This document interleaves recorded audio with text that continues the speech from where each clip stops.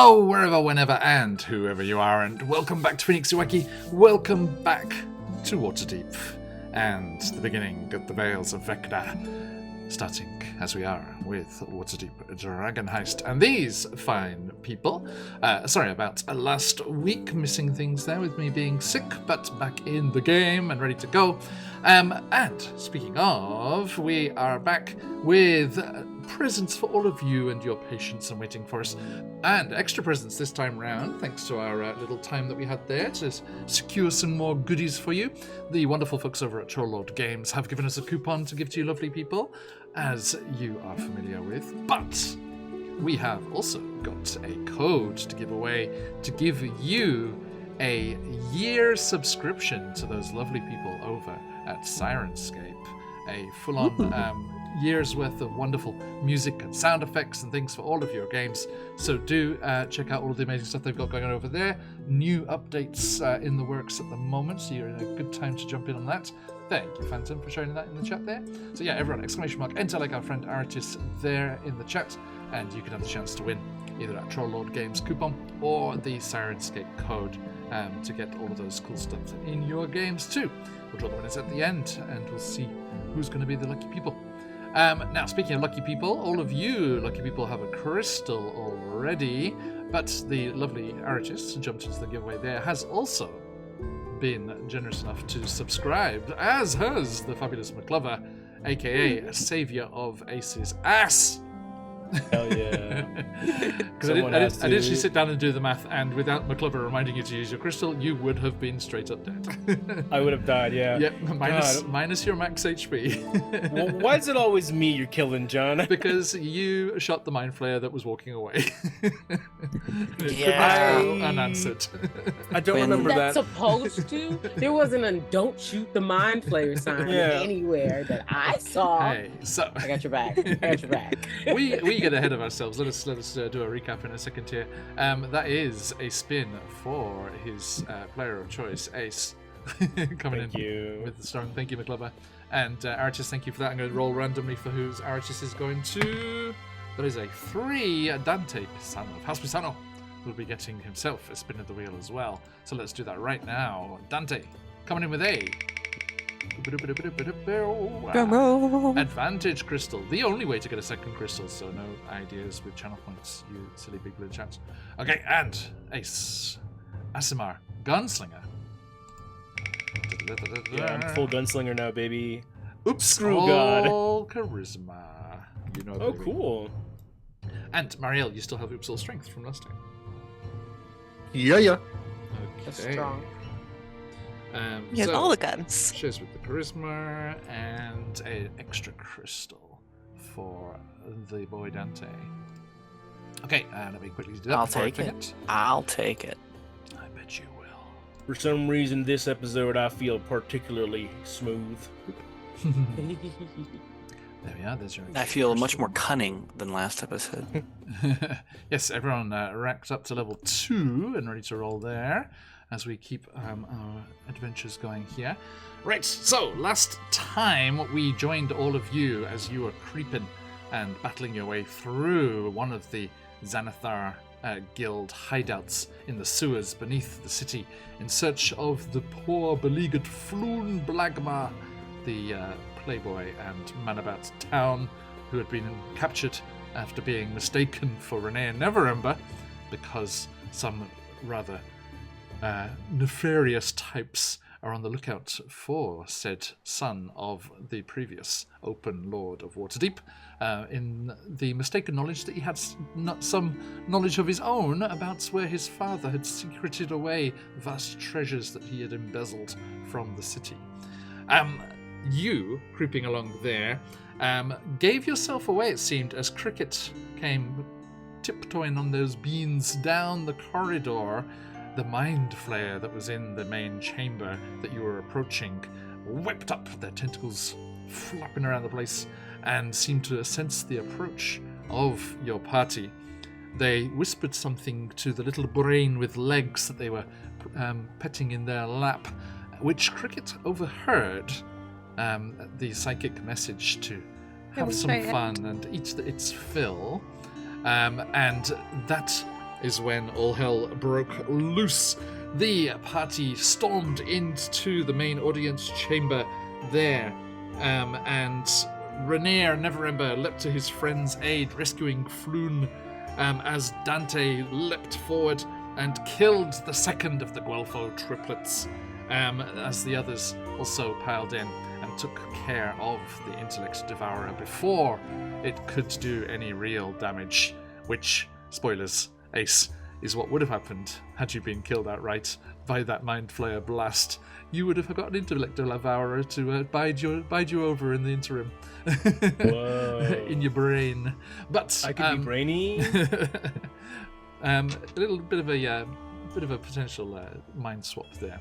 But you were saved by a crystal and merely reduced to unconsciousness as you did a passing shot with your pistol at the departing Mind Flayer, who turned and psychically blasted you across the room. Also, like, goading you and taunting you in your mind, again, which Cricket overheard. I don't think I was supposed to. But you were successful as it disappeared off through some sort of teleportation device in the adjacent room. You were able to gather some treasures, as well as rescuing your friend, and make your way back up to the city above and back to the Yawning Portal, up through the cellar of the Winers, the Halfling Peabodys, suppliers of fine wines and mediocre wines, to the city of Waterdeep. Not at least in the least Dante's family, which is where you were able to talk your way out of suddenly appearing in their cellar in the middle of the night. You headed back to the Yawning Portal, where a rather nervous and flustered Volothamp Geddard was waiting for the return of his friend. And delighted as he was to see you, he made good on his promise of rewarding you, but not with the money that he had initially been a bit dishonest about having to give you. Instead, something much more valuable, potentially, as he gave you the deed to a house, a manor house in Troll Skull Alley, one that is abandoned and supposed to be haunted, which is why Volothamp had it, because he is researching for his upcoming book on spirits and spectres. The old abandoned house, I think Ace and Celeste remembered from their childhood, because it is very close to Celeste's father's blacksmithery, and they had probably dared each other to go up and knock on the door and run away a couple of times when they were younger, as it is just along the alleyway from Celeste's father's place there. But that is where we left things last time. Everyone was alive and mostly well, although Ace, I really do think there would be like echoes of that psionic blast still with you for a while, despite getting back to full HP and stuff after a long rest. I'll roleplay PTSD. But that would leave a mark, I'm sure.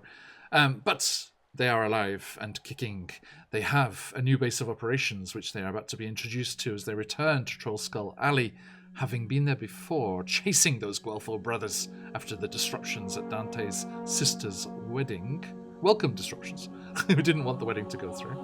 But that is where we return to them at level 2 and continue the Vales of Vecna, Waterdeep Dragon Heist. Let's go.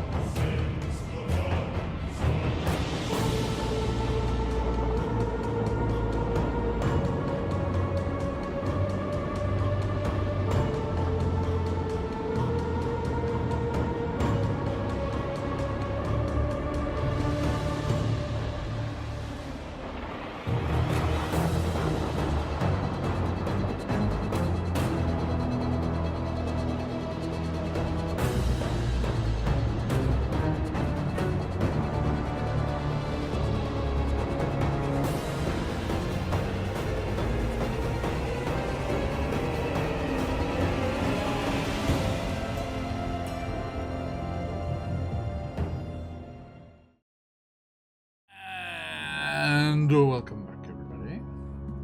Let's see here. Just to clear things up with Eritas, the reason why I don't always know when I have a crystal is because I don't have the stream on while I play. So I don't know whether or not I got crystals floating next to me. No worries. Yeah, that is... Just because I don't want to cheat. Oh my god, I'm not going to screen watch. The view that is on the stream is the player view, not my view. So Oh, good. Okay. you will not spoil yourself. There we go, Celeste. Okay. No problem.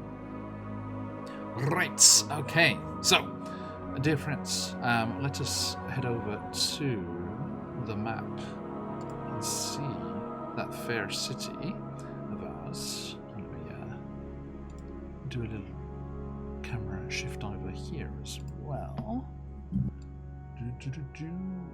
Okay. So you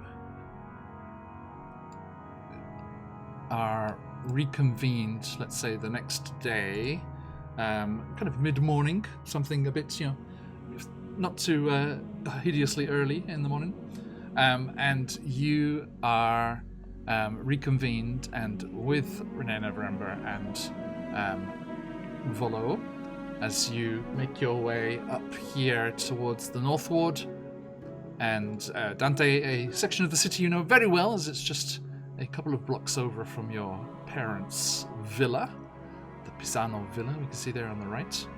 But we are heading towards Trollskull Alley here, sandwiched, as we can see, between Serdun Street and Delzorin Street. Celeste, do you get that kind of like homecoming feeling as you kind of head back into the valley here? Into the alley. It's one of those moments where you can tell you're home by like the smell. I don't know if that makes sense, but whenever I was, because I cross states a lot to go back and forth between home, I can always tell when I've hit home because the air is different. I'm like, oh, we just crossed the line, didn't we? I always know. It's one of those moments. I'm like, I know where we are. You just start recognizing trees or just landmarks that you normally just pass without thinking, that type of thing. I slowly start realizing where we are. Like, hey, wait a second. It's gonna sound so strange, but I got a similar feeling in Sapporo when I got like the northern air. It's like, am I back in Canada? Yeah. There's something weird. Yes, there's that kind of probably that slightly acrid like bite on the air from the forge, and just the stuff that's burning there. And as you get close to it, now I can actually switch over for the first time to our Trollskull Alley map. Ooh. Itself. Exciting. Ooh. Oh, this is fun. Okay. It's very detailed. Oh, yours is faster than mine. Okay, there we go. Now, I was worried this was going to be spoilery, but this actually works out quite well, I think. Now, the largest, the ones with roofs are just townhouses that belong to kind of upper middle class families. They have some staff. It's you're up in the North Ward. This is a very nice end of town. Now, the ones that are cut away that you can see are the places in the alley that are of note. Celeste, your father's forge is that bottom right square building down there. Ooh. Okay.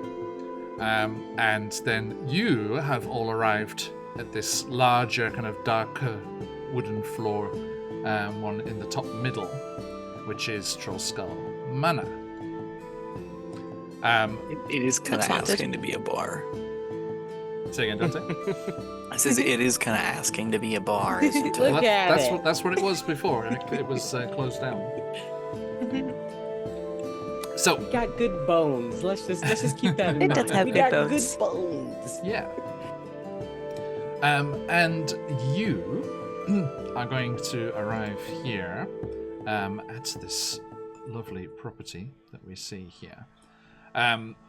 You stand, the group of you, with Volo and Renee, looking up at the dilapidated, but, as we said, well-boned and good, full of promise property. Man, it's well. Boned.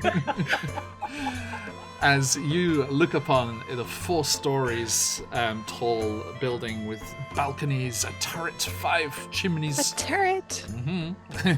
One of the grandest buildings in Trollskull Alley.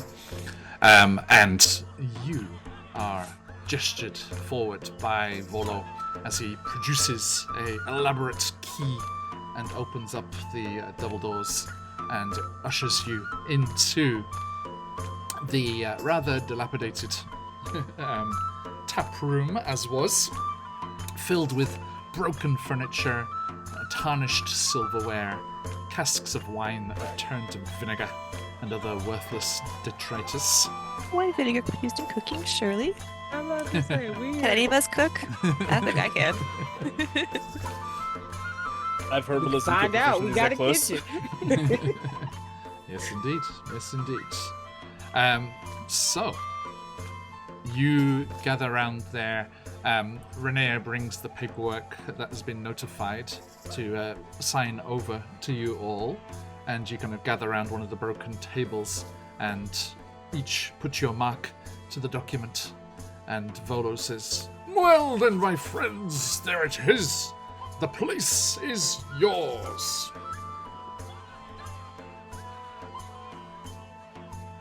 Gosh. Thank you. Are the ghosts extra? Yeah. What's Have this you about noticed it being anything? haunted? I never got the chance to look into the place properly myself. You'll have to tell me everything you find. Oh, great. Noted. Well, what stories have you heard? Another What made you so female? interested in this Are we place? going to get the second house if we tell you? We're looking to get into real estate. Yeah, do you only pay us in houses? It's like, oh no. I have some meetings with some people of note, but if this place is in the fine hands and stewardship that I think it is, then I shall have to come by and have a drink as soon as it's opened. I leaned over to Dante and I said, did he just imply we're not people of note? I mean, at the very least, Just trying to Mr. start a Wizard Magic fight. Man, at the very, very least, you could give us a guided tour. Come on. Yes. I'm afraid back outside, the stairway to the upper residences is from the northern road.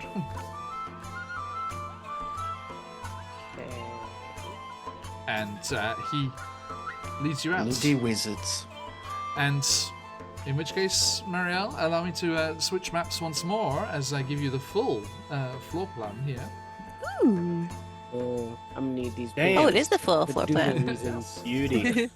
Um, I mean, it could use some fixing up, but, indeed. pretty good. Maybe a fresh coat of paint or 5. So yes, we have. Is that thing in the lower right corner like the basement? Yeah, that's the Is it the cellar. turret? For the, Oh. Yeah, there's the see the trapdoor behind the bar that goes down to that ladder that's there. Oh, yeah. Ooh.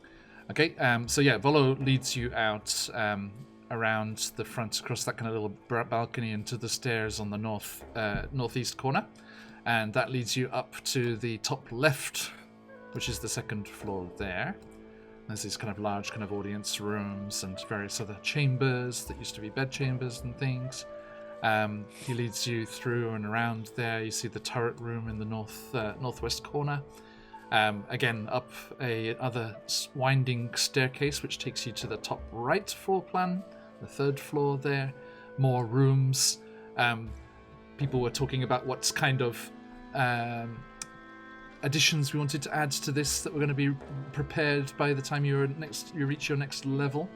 And you see that room in the middle right on the third floor used to be some sort of library. Ooh. There. And then the stairs keep going up and curling around there to to the bottom right, last and smallest floor, with the couple of rooms at the top and the turret up alongside there. So there you go. That's the full thing. We're gonna have great legs from all the stairs in this place. Oh my gosh, I know. Gonna. That's Some of us. The insult in your voice is so pure. Who is Bagsying which room as a bedroom? Ooh. The as drawn in like art and like later art when I do have art when it's done up as well. In a Is little while. Bagsy British for dibs? Yes. Yes. Yeah. So Make the sure. As a cat, I'd like a very high room, please. the bottom two rooms on the second and third floors are both bedrooms. Not gonna lie, I feel like I should have a bottom room so that one, I'm free heating for the house. But also, I don't think if anything should happen, you want fire coming from above. That's fair. Do it come from below? I'm not sure that's much better. Heat If there's like a rises. I sniper's- don't Heat rises, that's true. Fire rises, therefore If above there's like is a better. sniper's roost, I'll sleep in that. Yeah, Okay. it so should be like a crow's nesty place, like up, not like attic room, free attic room. Gives you access Well, to the roof. If that's what you're looking for, That's what you it guys are seems to me that the best choice would be for you to get that room. Can I give you a sneak preview of the of what Please it looks do. like when it's done up, so you can see where Yeah. the bedrooms are? Yeah. Sure. There you go. Ooh, Oh, this is so Okay. fancy. this is a bar. Yes. It's the full-out that first floor is the full-out tavern. Yeah, I don't I think. called it's this on the the top coolest floor. It's got a single clubhouse. bed, and I'm definitely the smallest. Everything else is beds that are way too big. That's just if a you- lounge. if you excuse me, at Ben, the casino. if you excuse me bending over to pick up the name I drop, I will be talking with the author of this adventure on Friday, so I shall see Oh, if there has ever been a party that didn't restart it as a tavern. I would be very So surprised if funny. there is. try to not make a tavern in game 11 Right. impossible. all the Give us maps a all the maps tavern. kind of pushing you in that Don't direction. do it. So yeah, see, there's the two bedrooms on the second floor there, next to the kind of stairway, and then on the third floor there's that kind of larger bedroom, and then that L-shaped one that you were talking about, Dante, which is probably good for Ace because it leads to the tower. I assume you were suggesting, Sweet, Yes. right? good idea. And then there's the final kind of bedroom at the bottom on the top floor. Cricket. Yes, please. Okay, so Cricket's in that the fourth floor bedroom. Ace is in that L-shaped one on the third floor. That one has two Uh, beds though, so I could share. Dante Pisano House Pisano, of course, gets the private bathroom. Didn't we Should just we- talk should we about put how I'm the- getting that bottom floor? Should we put the tokens on the map to show where Yeah, that would Sure. be helpful. everyone's choosing? Yeah, the- you can that all might be a good idea. you can all grab your own token. If you click on I think the this, main reason we give you the Am I? private bathroom is because we know how long your morning routine takes. He needs to swirl his hair gel. So Dante's in that one there. Okay. Mhm. Yeah, I think Marielle's like not fussed, Right. and will just like let everyone fight over wherever they want, and then she'll just find somewhere to lie down. She's really not like specific about what she wants, Absolutely. so she'll probably just hover for a while. Okay, doke. Ace, you thinking there? Yeah. I also feel like Celeste and I have had like I think sleepovers our that's- entire life, so this would be like Iron there, Celeste. not new Yeah, for yeah. us. Yeah. Right. Okay. There's that one there. Or I mean, Celeste, if you said you wanted to be on the second floor, there is that main bedroom on the second floor there. I just didn't know where the heck I went. I just was looking at my token and it went, Oh, yeah. I grabbed it to move it to where you were talking about with Ace. oh, geez. You don't have to be in that room. You can be wherever you want. No, you're fine. I thought so. I got turned around when you were telling us where everything was. I thought that this specific one was upstairs, Mhm. so I was avoiding it like the plague. Yeah. I mean, you could actually make it a tavern and have that first set of rooms. rent out on rooms, yeah. The second floor could be like That's for, true. for people to stay, and then you just use the Mhm. It's true. the third and fourth floor. That's true. Yeah, We could charge it's not a rent. tavern; it's an inn. We could Yeah. do that. Right. What are you thinking, Marielle? Well, so the top left is that? Are we going to give that up then for rooms? It's up to you. Is that what we're saying? It's a I possibility. think don't you should have still have a to. place to sleep.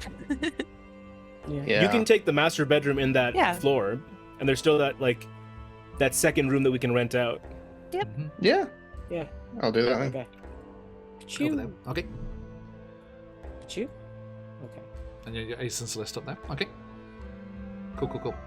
Yeah, because then you've got, because that could be, that one next to Marielle's could be like a private room that's available to rent, and then that top like lounge one could be a bunk room. I love that we're keeping the gunpowder guy and the fire girl together. I see no problem with this. Nothing could What go could possibly go wrong? Approved. Okay, excellent.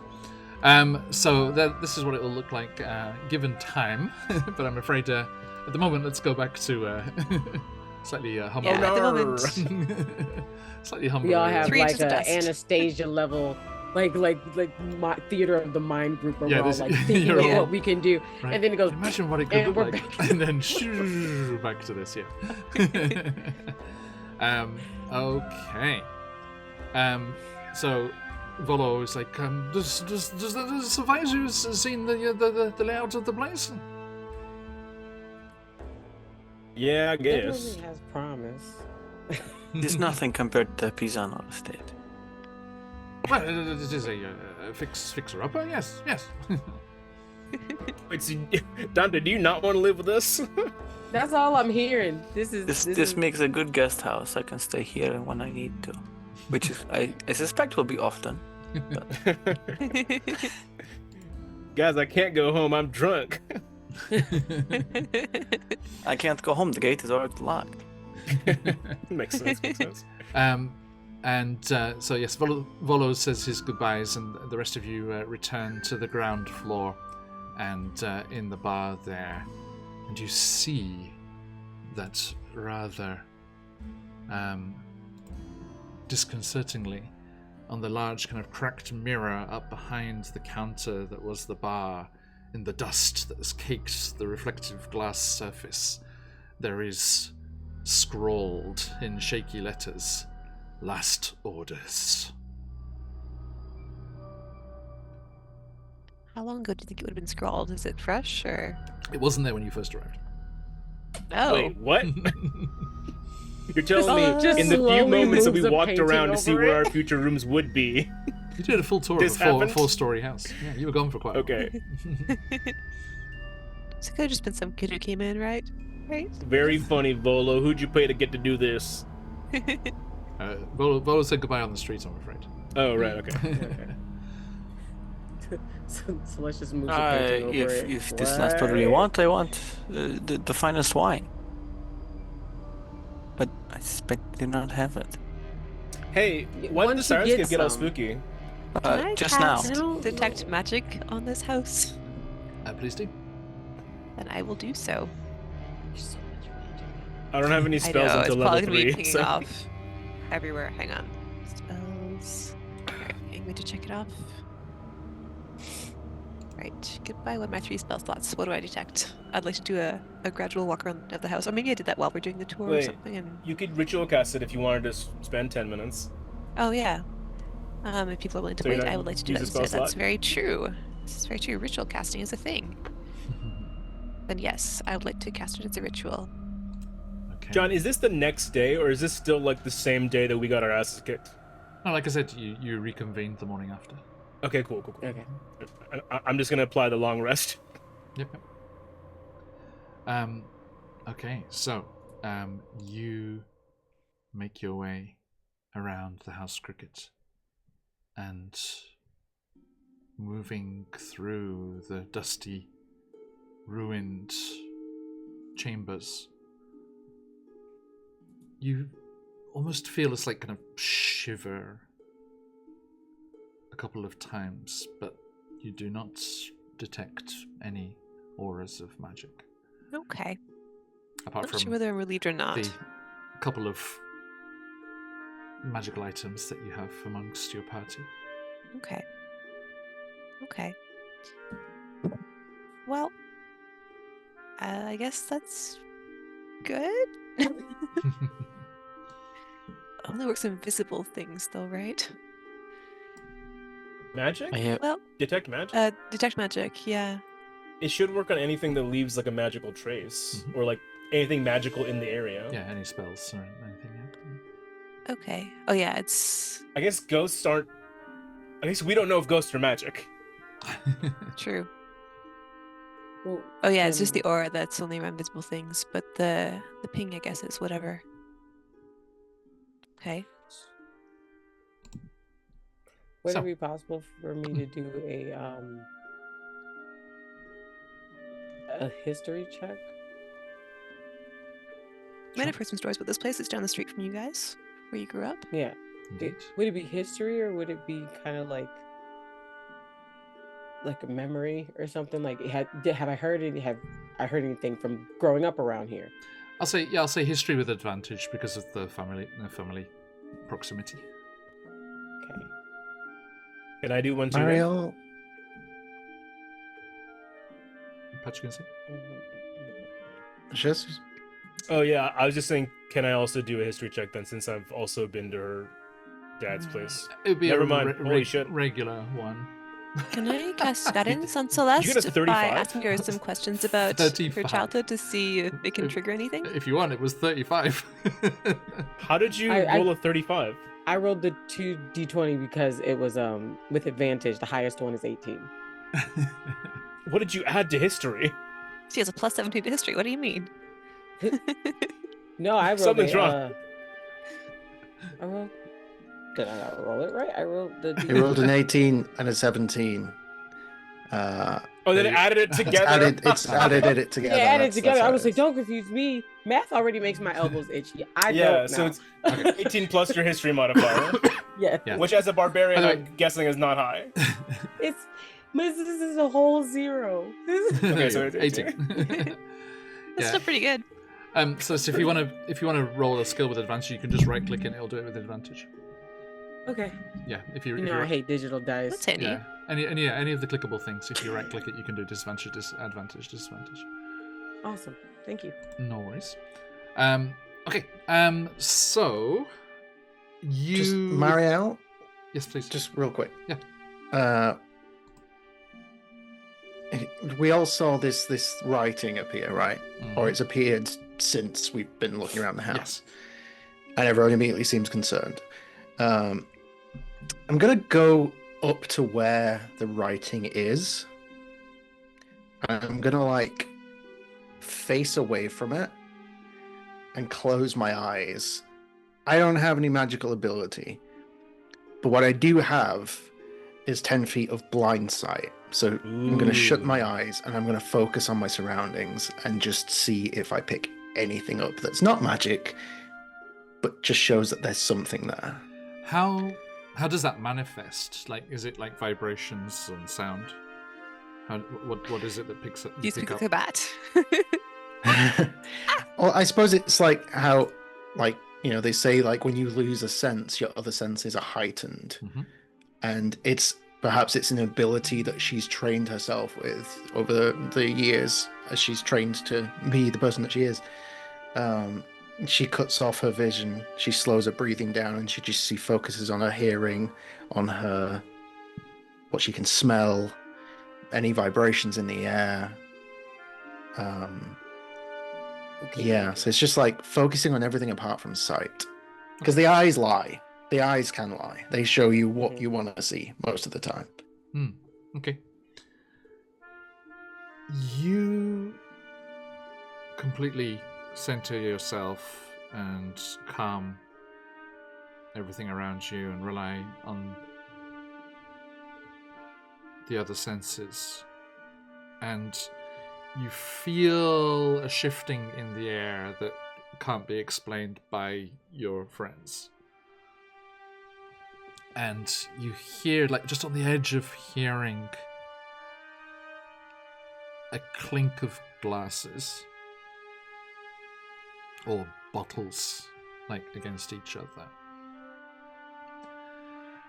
And Celeste, You remember that the last time this place had an owner, it was opened as a tavern, and the barkeeper you remember was a half-elf called Lif.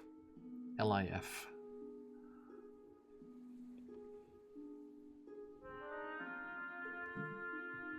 So we hear all the clinking bottles.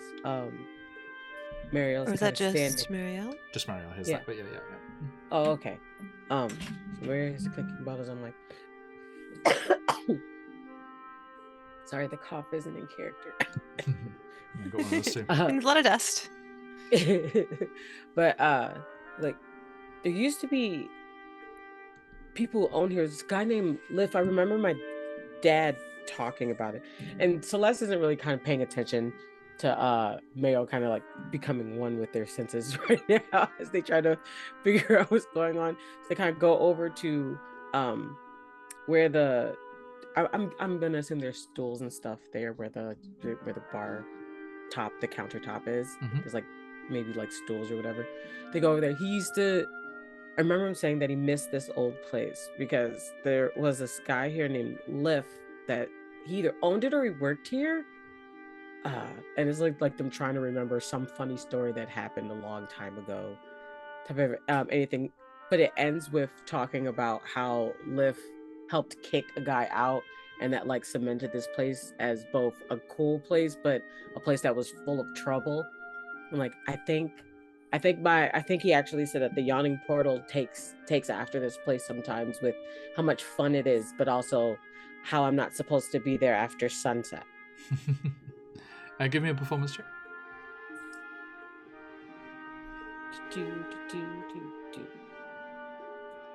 Go performance check. Go. Hey. 18. Nice. Okay. Nice. You tell the So story far, very both well. your rolls are 18s. Yeah. I know. I feel so cool. You tell the story very well, and it raises a smile amongst your friends. And Marielle, there was a distinct, like, unwelcome chill behind the counter and around that area where the writing is. And as Celeste tells that story of this old previous barkeep, and in a good light, that chill disappears. Oh. Like the room becomes like you can feel it's more hospitable. A loss of hostility, as Ooh, rather than a alright. gaining of hospitality. Yeah. Okay, all right, we're halfway there. The music isn't creepy anymore, guys. I just realized. I think that story did a good job. I think what maybe this spirit might be our old friend Liv. Oh wow! Hi. I guess my dad would have said hi too. Hi. Yeah, Liv. I'm just shouting into the room. Yeah, Liv. If it's you, do you remember when I came in with the gunslinger a couple times? We're cool, right? You don't mind us hanging out? But there is no answer. Okay. Well, do we know that he's dead? I mean, Maybe it's like a doctor. If you don't hear anything, it's a good thing. What was that? Maybe. Patch, you're muted. We might need to check the death records to find if Liv ever died. who is I assuming think this Mario is will Liv? hear. Mario will hear all this and just like, as she's still like eyes closed, she'll just like whisper to her side. Don't mind them. They're a colourful bunch. Do you want a we're new just all job? talking into different corners of the house. Just shouting at different parts of the room.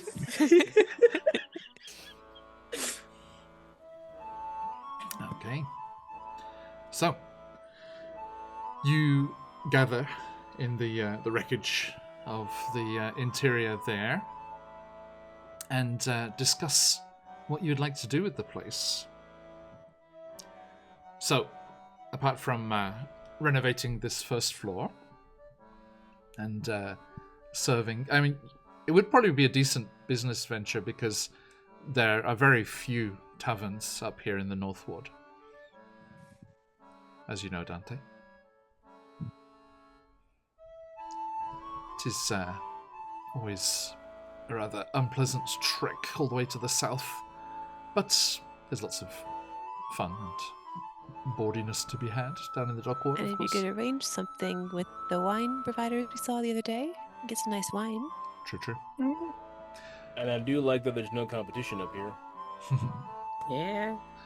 Now, Do you think it'd cause trouble if we like rechristen this place something like, I don't know, the Morning Mortal? Oh. Yes. I mean, do we want to draw attention to the fact that it is haunted? People might come for Well, the no, just novelty. more of a, yawning portal, Morning Mortal. Oh, okay, I got you. Well, like a brunch twist. The Oh wait, is it morning or like morning sad or morning breakfast? I thought he said moaning, like moaning Myrtle from Harry Potter. I I mean, we could do morning as morning to mourn someone, if that's more appropriate. I wasn't sure which one Your you meant. accent, it sounds like you're saying the same word twice. It is the same pronunciation, to be fair. Moaning and mourning. In English. Oh, moaning, I see. But Dante, I mean, with your connections and your, the travelled folks in your family and stuff, I mean, an undead gimmick can be quite profitable. You've heard of Baldur's Gate's Elf Song Tavern, where the spectre of a ghostly elf appears and sings in the tap room from time to time. That makes that place very popular. It's a gimmick. I mean, it attracts customers if nothing else. That's true. What do you think, Liv? They say like in a different direction than what they were talking at the first time, mind you. Free a corner. like they're trying to keep them involved. They in their mind. They're just like going like, what do you think? Would you be willing to maybe have fun, maybe poke at customers every now and then, but like not in a messed up way? Knock something over for yes. I'm like, knock something over for yes, break something for no. These are horrible options. Wait, hold on. What if they break it? Celeste, you get mixed messages, although you're not sure if it's Liv or just the way that you were sitting. There could be more than one as well. The very damaged and haggard barstool you were sitting on collapses underneath you. I already admitted these are bad options. Crunch onto the ground. I'm like, huh. All right. I'll take that as a hard maybe. First order of business, new chairs. New stools, everybody. Yes. Dante, probably with your understanding of paperwork and official things and whatnot, there are various guilds and people that would need to be dealt with to reopen this place. And Bribes. have a bunch of trouble, yeah. A couple of people getting beaten up in an alley. These things are required. A I mean, if duel or that's what two it takes, for your if honor. that's what it takes to reopen Pisano's Piss House, then You're not I'm all for naming it. this place, Mario. There's like a hand Well, just comes like Every mushes good your face. tavern has a good name. This is like, bleh. Well, then why don't we just call Surely it the name should be ghost themed. It's a The terrible Frightening name, Forge? ghost themed. Why don't we call it the Frightening Forge? Yo, Josh, that was good. Out of character, Josh, that was great. Shit. So stupid. Yeah, Too take early all for the this shots shit. you see, man.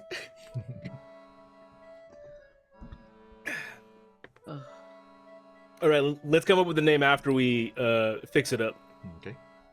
Or maybe, Yeah, like, right you now know, it's still covering this much dust, and there aren't any actual usable beds. maybe something It's montage to do with time. Liv to honor them. Okay. Like a real simple Liv's place or something like that. I don't know.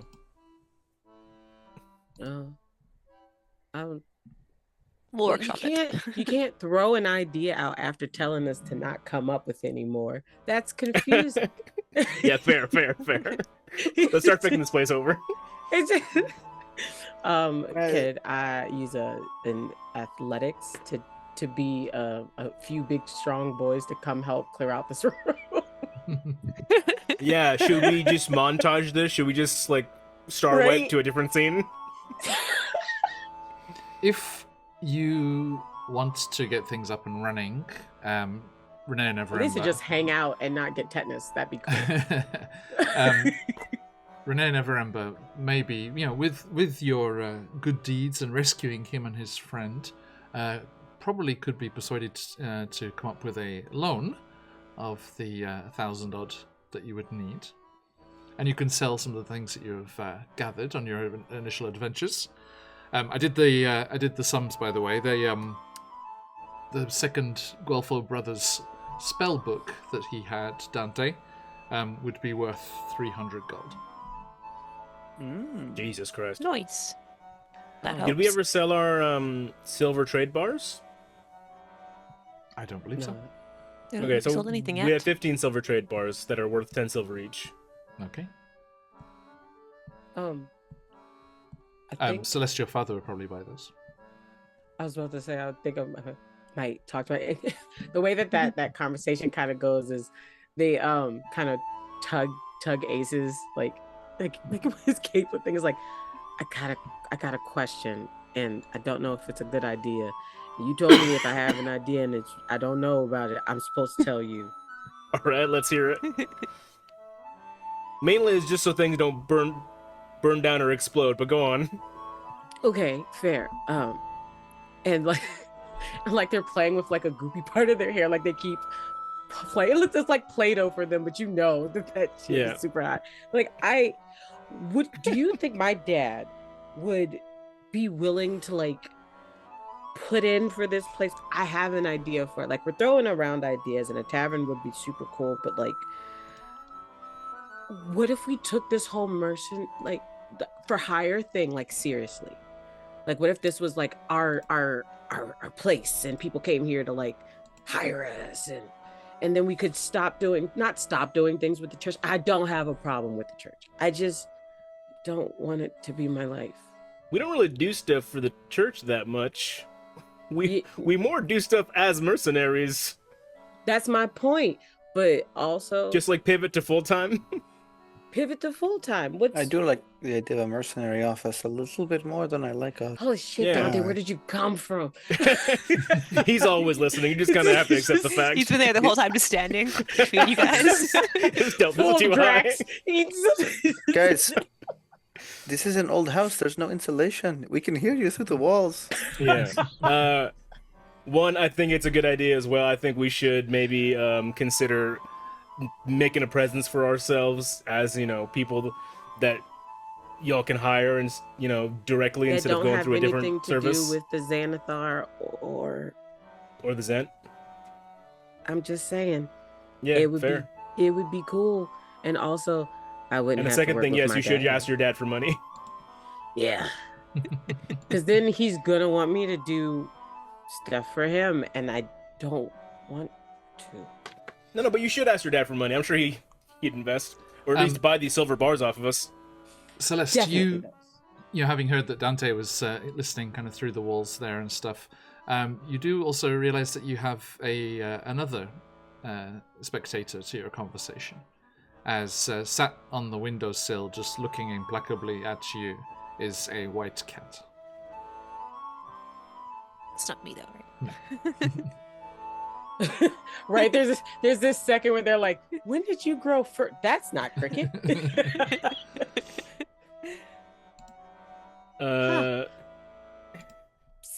Does the cat look intelligent? Can I Right, do like an this- arcana on the cat?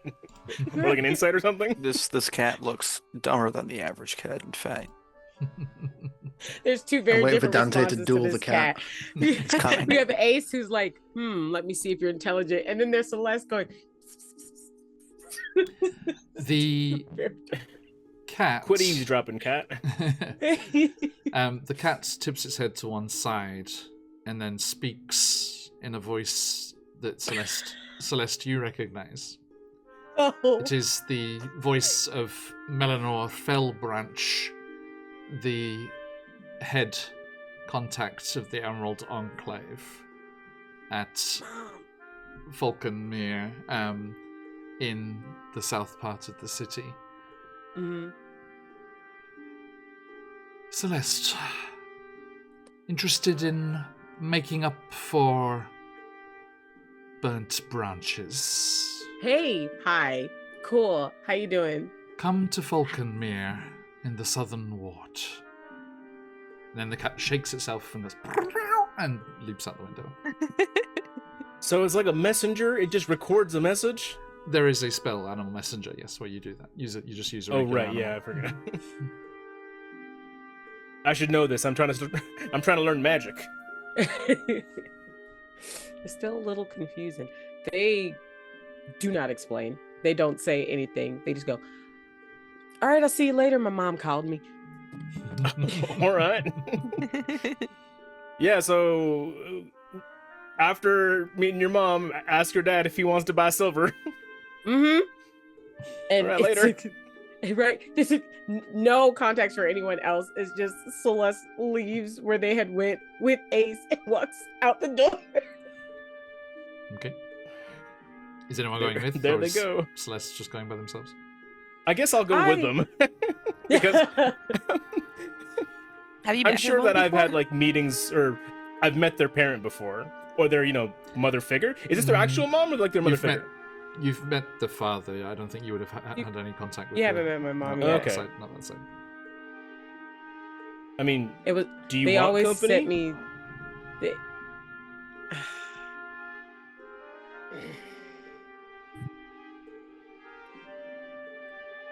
Sure. That's probably not the best idea. They're very nervous around. You've only gotten them after they've spent time with their mom. They are always very, very nervous when they go. They are always very like prompt when they are called. They don't like her upset, and not even in a bad way, just in a they feel like they are lucky to have been called around, given what happens 8 times out of 10 when they get excited around them, which just sets something on fire in this very forested area. So all of the nervousness is because they pretty much turn off everything so that they can go almost fully stone when they go see their mom. And it's not something that you're privy to a lot of the time. So if you do come, it'll be that they didn't even pay attention that you had joined them until you say something. It'll be Dante all over again, like, holy shit, where'd you come from? Is there a way that I can use like a persuasion roll to calm them down or like break them out of a funk? With our connection, with our friendship, I would think so. I would respond. Can I do that? I don't think yeah. it needs to be behind a roll. You Okay, do cool. what you Well, want to do, and I'm Celeste just gonna, will react how she reacts. Okay, I'm just gonna lean in and say, hey, look, I know every time you go off to see your mom, you come back a little bit shaken, but I just want you to remember that you're a big, strong girl now, and ain't nothing you can't do.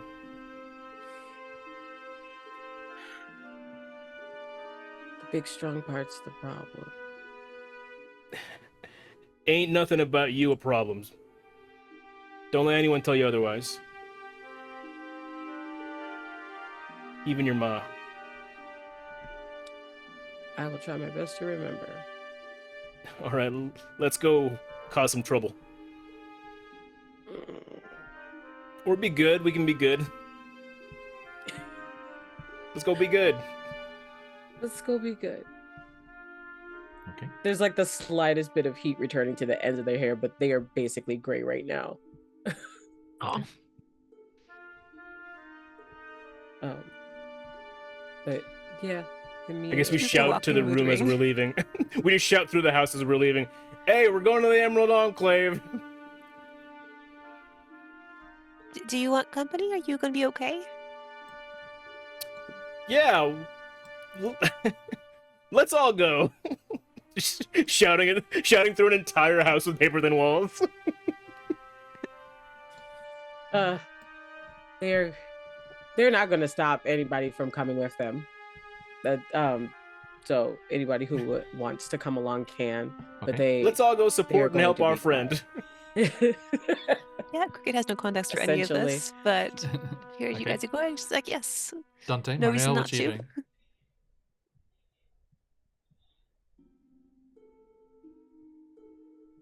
I was considering venturing elsewhere. All right. Dante? I think. Do you need assistance? Oh no, I don't think so. If you guys want to do your own stuff, it's cool. Yeah. Then let's split the party. That's never gone wrong before. Say it like that. The soul inside of Ace gets a weird like reincarnation flashback, like in a different life. I feel like in a different life I was a pigeon man who got killed as soon as he split the party. It's just that avatar lineup of all your past characters. only like a few They're of all whom shaking were their dead heads. permanently. It's like in Doctor Strange where Tilda Swanson's character like astral punches him and he Oh, goes yeah. back into like behind Shez, all these different characters just go boom boom boom boom boom. Most of whom are still alive. Okay, so Oh gosh. you head south, Ace, Celeste, and Cricket, through the streets and make your way down to the south ward, the southern ward. Pretty close to where you'd been late afternoon, evening before, down near the Skewered Dragon. But Celeste, you lead them towards the estate of Falconmere, the high walls of which enclose fabulous gardens and are quickly being encroached upon by beautiful moss and ivy. The gates open automatically as you approach, Celeste. And inside, you are greeted by your mother. What does she look like? So my mom is a Earth Ganassi. That's what we have in common. We're both technically Earth Ganassis, but where my mom is very tree-like, bark-like skin that has these like little flowers that kind of decorate where her shoulders are. Like they act as freckles. She has these little buds that kind of are all over her, and it's kind of like I have resemblance to her, but whereas like this very tree-like dryad almost like person is, I would be what happened if they got burned. Like my skin looks wooden, but it's ashen and has like little, you can see the cracks underneath of it that normally have heat kind of coming up, much like my picture here. But my mom would be like a greener, darker, more earth toned version of that. Okay. The expression on her face is difficult to read. She hasn't gotten over the damage that was done here.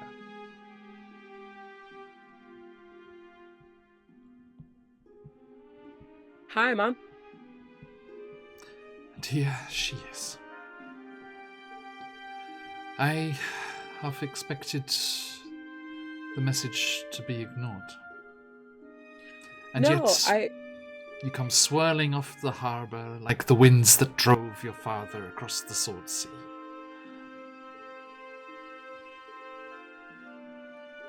I'm always here to help. Zoom, please. Classy zoom. Just like Alright. zooming in on the blood stain. I'm just like one arm's length behind you, just kind of like waving. It's like, hey. You're right. Great is like got the deer in headlights facial expression of someone who doesn't realize what they signed up for. Exactly. It's like, ugh, this maybe I shouldn't be here. This feels like a personal matter. She just roasted her dad.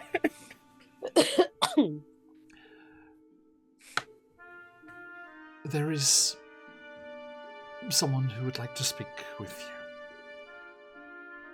And she Okay. gestures you forward, and you emerge basically into a coppice of trees, which has a path winding through it, and beyond you can see the ancient manor house at the center of this beautiful wild garden with small ponds and just wild flowers and undergrowth and bracken like reaching up to your shoulders, and all sorts of earthy and floral scents wafting through. I think Cricket, for your kind of feline senses, is quite overpowering. Mm. Wait, so is it just me, Cricket, and Celeste? Yes. Okay, cool. I'm probably be talking to you behind Celeste, trying to figure out what's going on, because I assume you know more about this than I do, and sort of being like, oh, okay. Celeste, Sister, Your you mother- assumed wrong. your mother reaches out and brushes her hands through the ferns on either side of the path and just looks up and closes her eyes. Jareth, they are here. And there is a gust of wind that rushes through. You know how you can see it like running across vegetation, like if there's like a big like plain of grass or something. You just see this swirl go around the group of you and through the ferns and grasses of the garden, and a voice just emanates from the air around you. Celeste. And friends. I've convinced your mother that damage can always be repaired and slights repaid. And Celeste, you know this is the voice of Jareth Falcon, who is one of the ancient families, the last member of the ancient families that own Falconmere. And they are a chosen of Maliki, the divine lady of the forest. And they were a noblewoman, but they have actually been turned into a demigod of Maliki. And they are just existent here in the garden and the premises.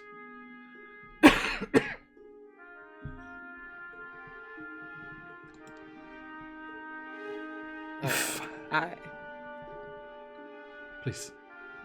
Oh no, I would like. There is some type of like traditional greeting or something that you do for the Emerald Enclave. I'm sure it's something that I would have been taught like when I was younger. Mm-hmm. So I would. What does it that would look like? no. I'm asking you. Sorry, I've been playing too much Daggerheart. We all do a curtsy. Right? It's just like last time we did this, it was the really old one when we were trying to do something that was like There a secret handshake, or you're just like slap. Right there. punch?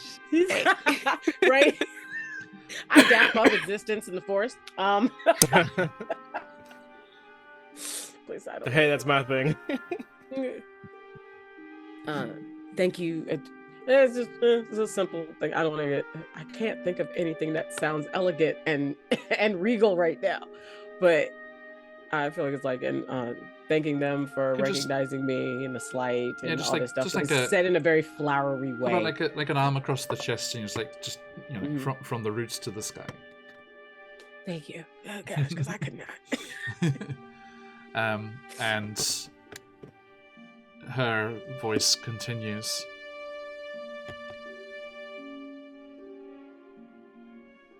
If you would be willing, the Emerald Enclave would be most grateful for any assistance you could give us whilst you're here in the city. Okay, now they look confused. The last thing they thought that you would bring up is the city. The city? I am very. I'll do what you ask. I'll help any way that I can. But what could I do in the city for you? A rather cutting gust swirls around the group of you, and Cricket, it particularly swirls around you and causes you to kind of shiver, and like your hackles kind of like go up a little bit. And Years. the voice continues. There was an unnatural awakening of life beyond the city walls in Undercliff. And Cricket, Undercliff Village is where your previous party had been based and operating out of before you ventured into Undermountain that day. The magics that were employed that day, whether they were successful or not, is unclear. And again, just there's that disturbance in the kind of natural environment and air around you, Cricket, again. But the energies spilled over and created unnatural things. Outlying farms in Undercliff are being terrorized by scarecrows come to life by the magics that spilled over that day. These creatures mock the natural order, slaughtering livestock, chasing horses away and spooking the farmers. No people as yet have been killed, but the city guard does not care for its rural areas, and they are dragging their heels, and something must be done. Okay. I can do that. And you keep describing this wind that kind of surrounds us, especially Cricket. I would notice that they seem to kind of be curling in on themselves like they're cold. Yeah, she's like clinging onto Ace's sleeve. She's like, we gotta go, gotta help, When we first arrived, I described that they are like gray with very little bit of heat. So every time the wind goes, it's like around a statue. It doesn't affect them. They barely even realize that that's a thing that's happening. They just think they know the leaves are moving, but they don't feel the chill. But they notice that their friend's getting cold. So there's like the slightest, like their arm kind of relaxes a bit near where Cricket and Ace are, like a little bit of heat, because clearly Cricket's cold. They don't get why though. They're like, we could definitely do that. You said outside the city, scarecrows, destroy the scarecrows. I can definitely do that. Is there a reason that you wanted me to do that, though? The wind seems to have died down, and your mother takes over. We had heard that you and your new friends, she nods at Ace and Cricket, were problem solvers. Yeah, solvers. Yes, ma'am. That is our reputation and goal. I So hope so. let's save a man's life. She's been so brave. Holds on to your arm.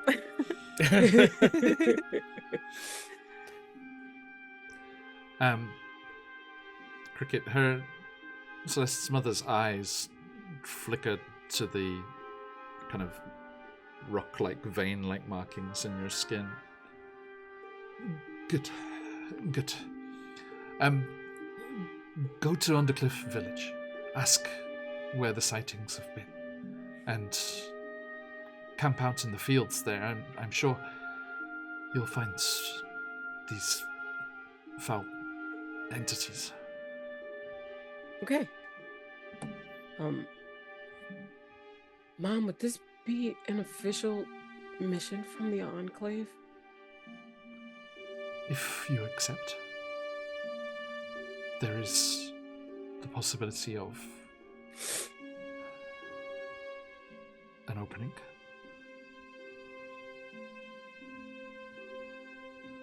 They are so they like they know this is probably not going to go over well when they ask this. Is this something that I should tell Dad about? Your mum like straightens Oh, right away. right. And pulls. We all tense up as well. We're all like, oh. Like, girl, why you do that? That I think I like step in front of Cricket just to be safe. She says, that is entirely up to you. Okay, I just didn't know. That if it was sounds something very much that- like what she would say if she didn't think it was up to you.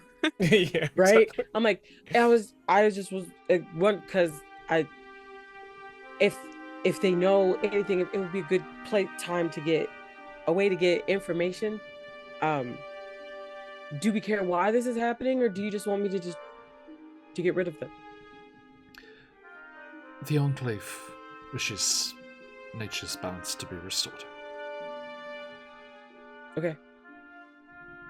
So primary goal is to get rid of them, and if we happen to find out why, we'll include that in the conclusion report. Thank you for using the services of our yet to be named party, and we will take our leave. And I'm like slowly walking backwards. She bows her head. I bow back. Almost under her breath, Celeste says to you, be careful. There's like a moment where they were like gonna go try to hug them, and then they bowed instead, so they stopped. But then they heard the be careful, and they're like, Aw.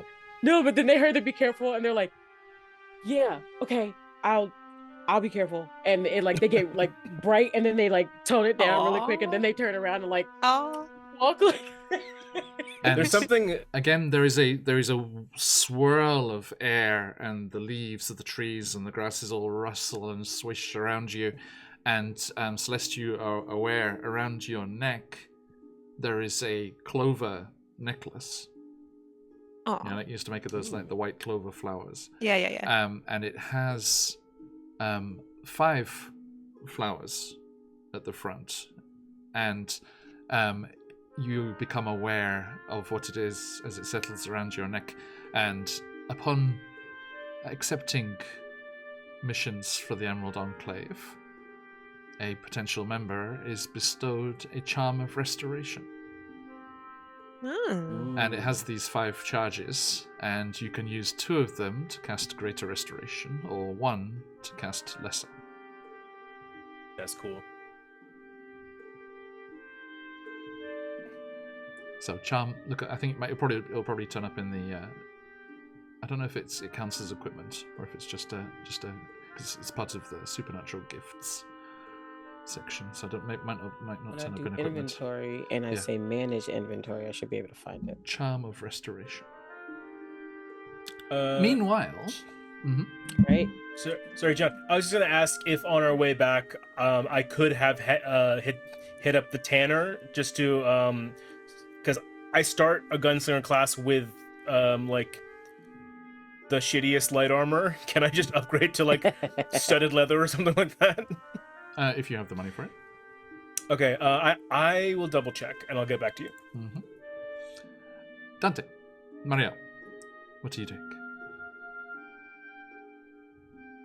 So, Marielle initially was fairly insistent on going solo, but after a few minutes, relents and says, "Actually, no, yeah, you can come. Actually, you can help here." And she starts making her way to the trades ward. On the way, she actually pulls out the paper bird that we found before, and she's like, "Let's see how this thing works." She pulls out a quill and she starts writing a message in there. Okay. And she holds it away from what side of her Dante is walking on. But for your purposes, John, she's writing to her next point of contact at the Covenant. And basically writes something along the lines of, any names for me? If not, probably going to take a sabbatical. Though based on our last conversation, you might prefer me to take the sabbatical anyway. And then signs it with the initials TDO. And then waits to see what happens if it flies off or whatever it is that it does. Okay. It does, and it goes in a straight, like, doesn't follow the street, it goes in a straight line and just goes up and over the adjacent building and disappears from view. Right, well, that's one in the thing. appropriate direction. That's one thing off the to-do list. Right. Okay, just as a little bit of context, Master Pisano, I don't know what to call. Do I just call you Dante? Are we on first name terms? Like what? How's Just call this me work? Dante. Dante, cool. Right. I would never When a call dude myself. slaps you and challenges you to a duel, I think you're on first name terms. Yes. So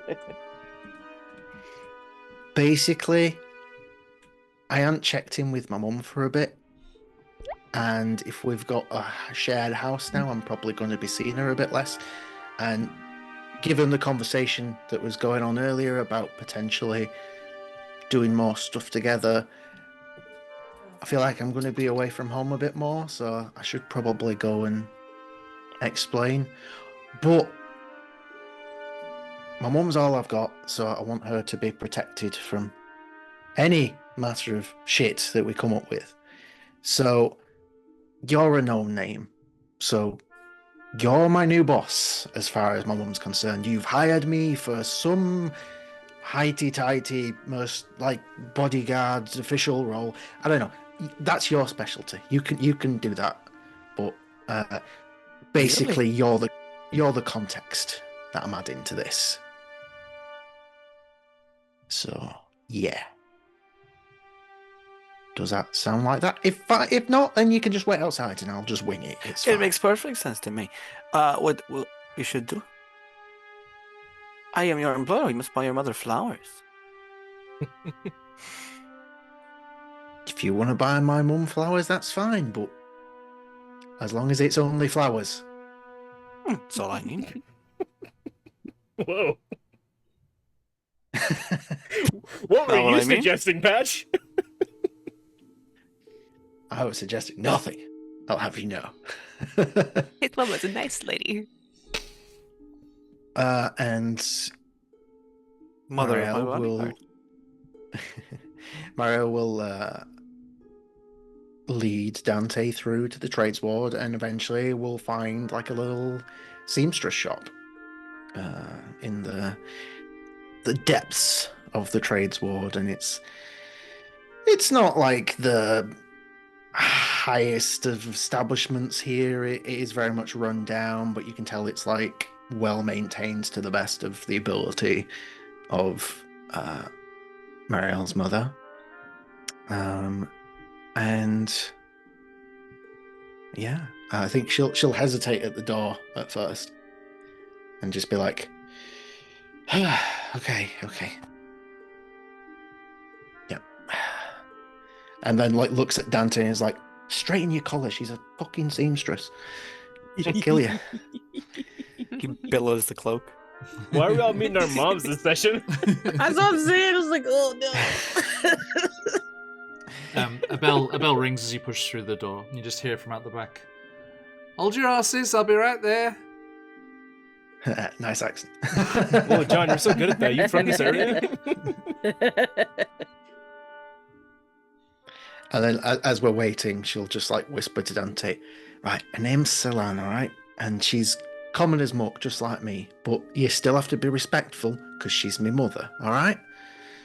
No dueling. I was almost offended. You would assume I would not be respectful.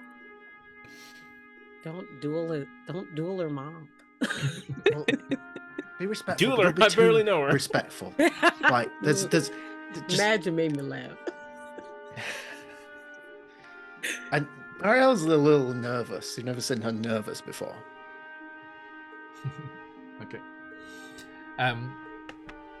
Your mother comes bustling out from the back, just kind of like wiping her hands on a pinafore, like kind of apron at the front, and her hair, like dark hair, similar length to Marielle's, is tied back with a like a handkerchief, like knotted over the top, like just very white, clean linen, all pressed and neat and tidy.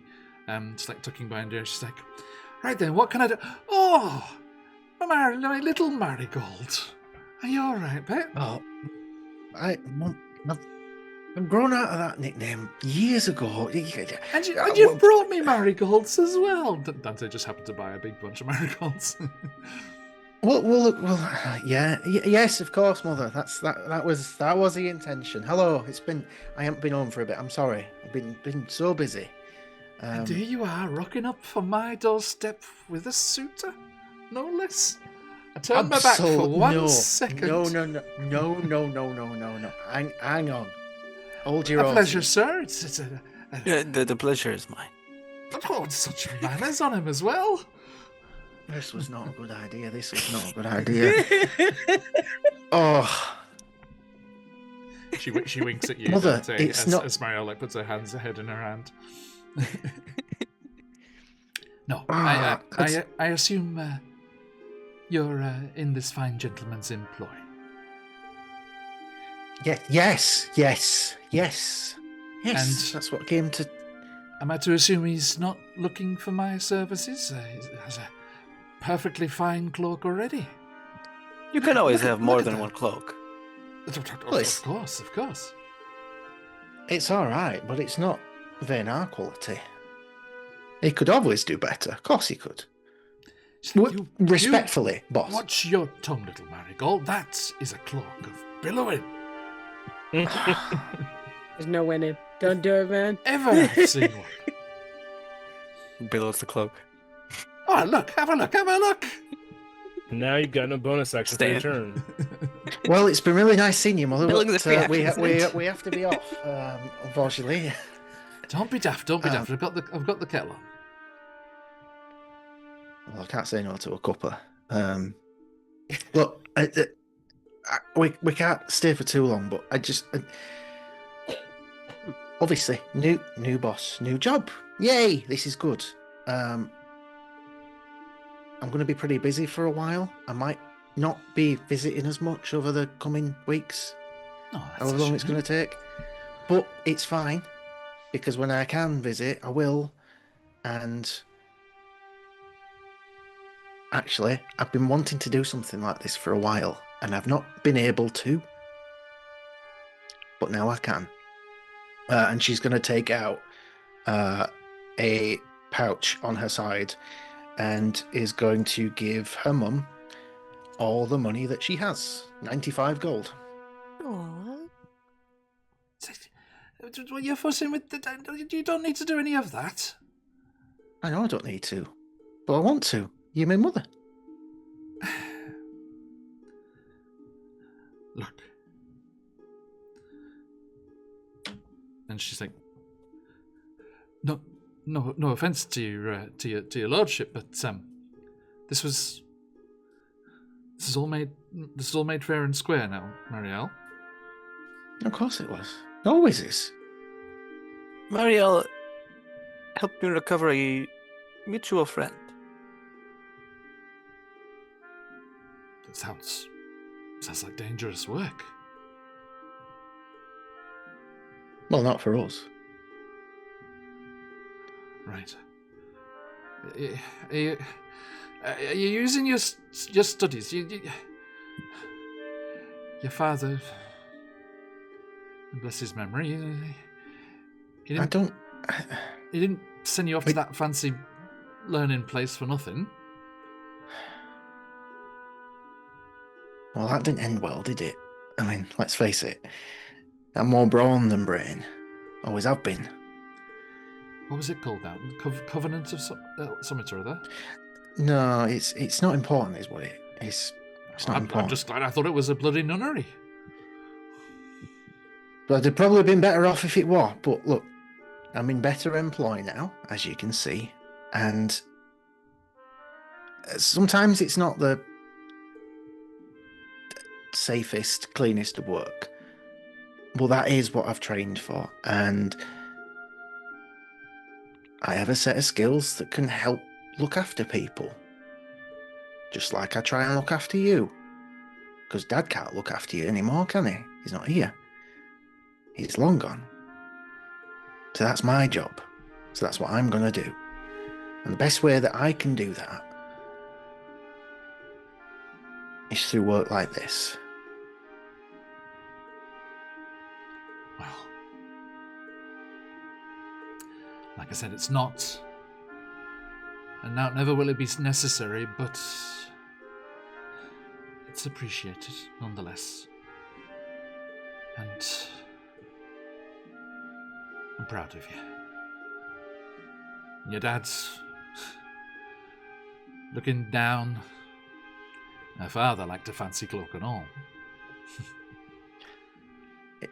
Is he looking down or is he looking up? I'm not really sure myself.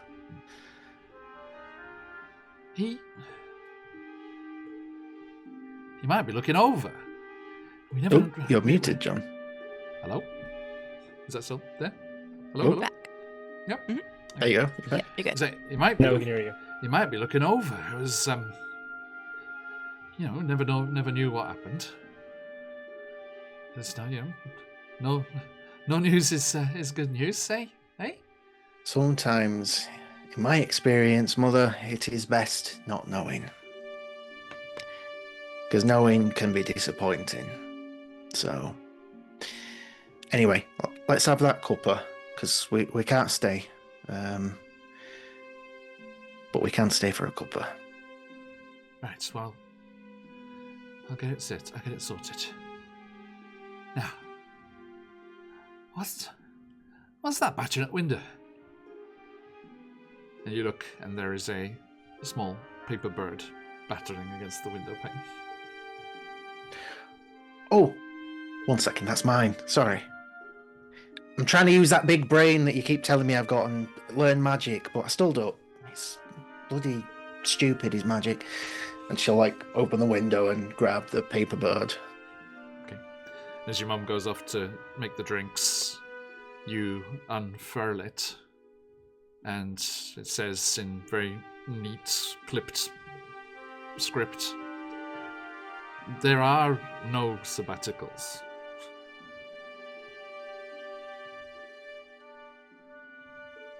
We do have a name, but it's with regards to learning other names. One of the drays, the double-decker drays working the city streets, is pulled by a particular mare. Goes by the name Maxine. Oh, God. Locate her and find out if she's learned the identity of any Zentarum operatives. And if so, determine their whereabouts.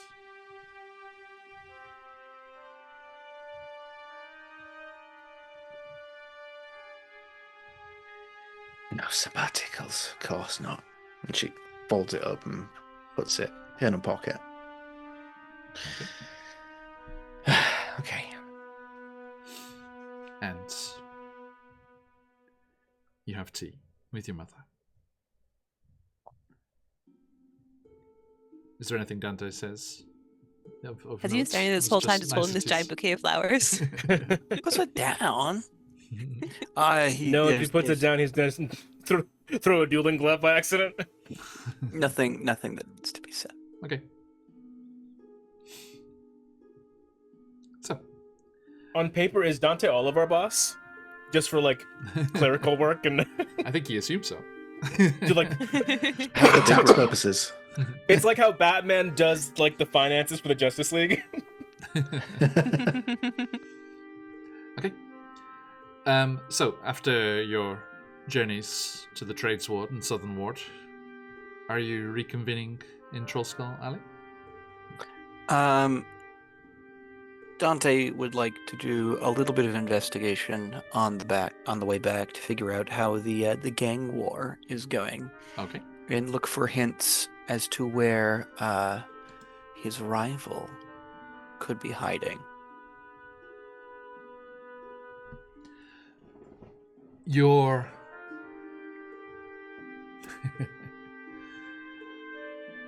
The chat's so British today. Excellent. It's about time. I have uncle aunts and cousins in Yorkshire. So. ヨークシャー語上手ですね。Dante, your first thought there would be to swing by the yawning portal on the way back north and see if Yager is there. All right, let's do it. So, you heading back north towards Trollskull Alley, and that will take you past the yawning portal. And as hoped, at a table near the door where she often sets herself up, ready to meet people or intercept Xanathar ruffians like last time, you do see Yagra Stonefist. He comes up with he hits the bar first, buys 2 drinks. Mm-hmm. Marielle, are you coming with? Well, you're the boss, aren't you? You say Well, I do. 3 drinks it is then. Get it? Marielle, I need to find the Guelpho. Well, you're off to a good start. 2 out of 3. This is exactly why. I need to find the Guelpho. I have killed his brother. If I do not find him, he will find me.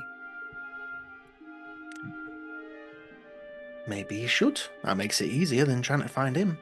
But what if he finds something else I care for first?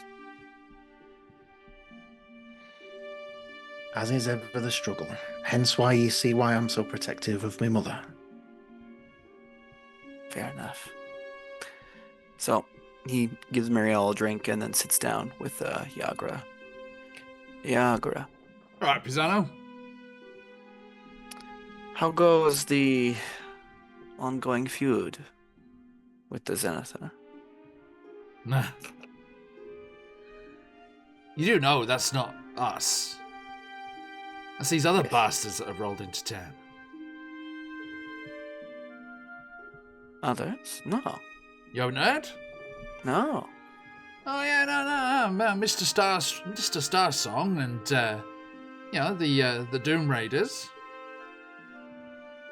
That's the legit Zentarum in town. You know, the ones that you've had dealings with. Nah, there's this new crew.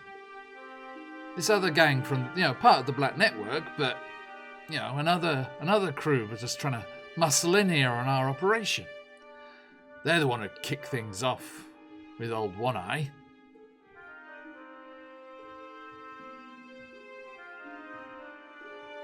And are we just letting them muscle in? You haven't met Mr. Starsong, have you? Most of my dealings is through my father. Aye. Yeah. Well, you should meet him. He might have some work for you. If you want to keep in touch with the right side of the network. Anyway, there's not much going on with the feud at the moment. Apparently one of the Xanathar's bases was done over last night and they've all gone to ground. Interesting. Then we have seen nothing of the Guelpho. The who? The Guelpho. Don't know. Is that who I punched the other night? No. That would be Vani Guelpho. Do you know? No. Nah, I don't think it rings a bell. Tattoos? Was supposed to be married No to my tattoos. sister. Well, lucky fella. Wow. She's a looker. This is what caused the ultimate schism. What do you mean? When the Zent attacked, they attacked the wedding of Vani and my sister, and Vani attempted to kidnap my sister. So I have something of a personal grudge. I thought the whole thing kicked off because something was stolen from Xanathar. This is the reason it began, but it began at the wedding. Oh. I don't know. I mean, now, it's interesting to you that she doesn't seem to know anything about this, because that means that the arrangement of the Zentarum Xanathar connection wasn't through their side of things. Which you had always assumed it was. So it kind of suggests that your mother and father had talks with this other group of the network. What does this other crew, how do they call themselves? You'd have to talk to Mr. Starsong. I may have to talk to Mr. Stars. Yeah, come back tonight. I shall do so. I'll make sure he's here.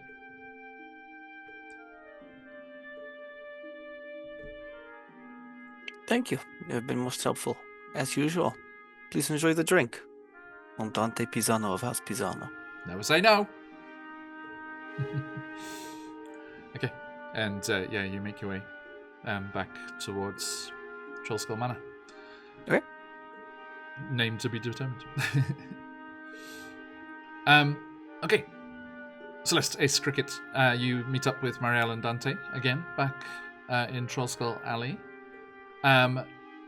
There are the other locations in the alley that we saw on the map there. The Steam and Steel, Celeste's father's place. Directly across from that, on the eastern side of the alleyway, there is the Bent Nail, which Celeste and Ace, you know, is a furniture and woodwork store. They make That's furniture, handy. but they also make bows and crossbows, quarterstaffs, shields. Does not sound like a very good furniture store if the nails are bending. And that's run by a half-elf carpenter and woodcarver called Talisilvanar, aka Tally Fellbranch. And the other places you know of, directly south of Trollskull Manor, there is Corlon's Crown, which is a herbalist's and apothecary's spot. Has potions and the like. It sticks out quite visibly because the third floor of the building is all glass. And you can just see this riot of incredible, like, tropical flowers inside. And plants and stuff inside. And then further along to the west of the Trollskull Alley, there are two other locations that are businesses. There's the Tiger's Eye, which Celeste, you know, is a private investigator. And then down the far end of the alleyway, there is the Bookworm's Treasure, which is a magic scroll and book and just, you know, general books store there, which would be a good place to sell the spell book from last time. Sweet. Just so it's out there, I did get the studded leather. It cost me 45 gold, and I took that out of my own pocket. Okay. Sorted. Now I have 15 AC. Okay. So, Marielle, you've been asked to look for this Maxine character, one of the dray horses, apparently. Yeah, And there must be some sort of code word. Celeste, Why am I looking for a horse? You've been charged to head down to Undercliff. What would you like to do? Yeah, I think when we get back, we tell the other half of the party that we got a job in Undercliff from the Emerald Enclave. Okay. And then I assume you guys tell us about your jobs. Or not. I It's up I to have you. yet to acquire a job. I would place I must be in Yeah. the evening. More of an appointment. I will mention the job that I got, but I will be a little scarce on the details and have it be more like potential lead for us. Okay. Well, all right. Well, it appears that the only thing we are supposed to act on relatively soon is this Undercliff occurrence. I think Cricket has Um, been fidgeting a lot and being very restless. And when you mentioned this, he's like, "Yes, we have to go. This is, I used to live there. My friends were all there. We have to help them. I don't know what's going on there, but I know those people. Please help You're me." muted, Celeste.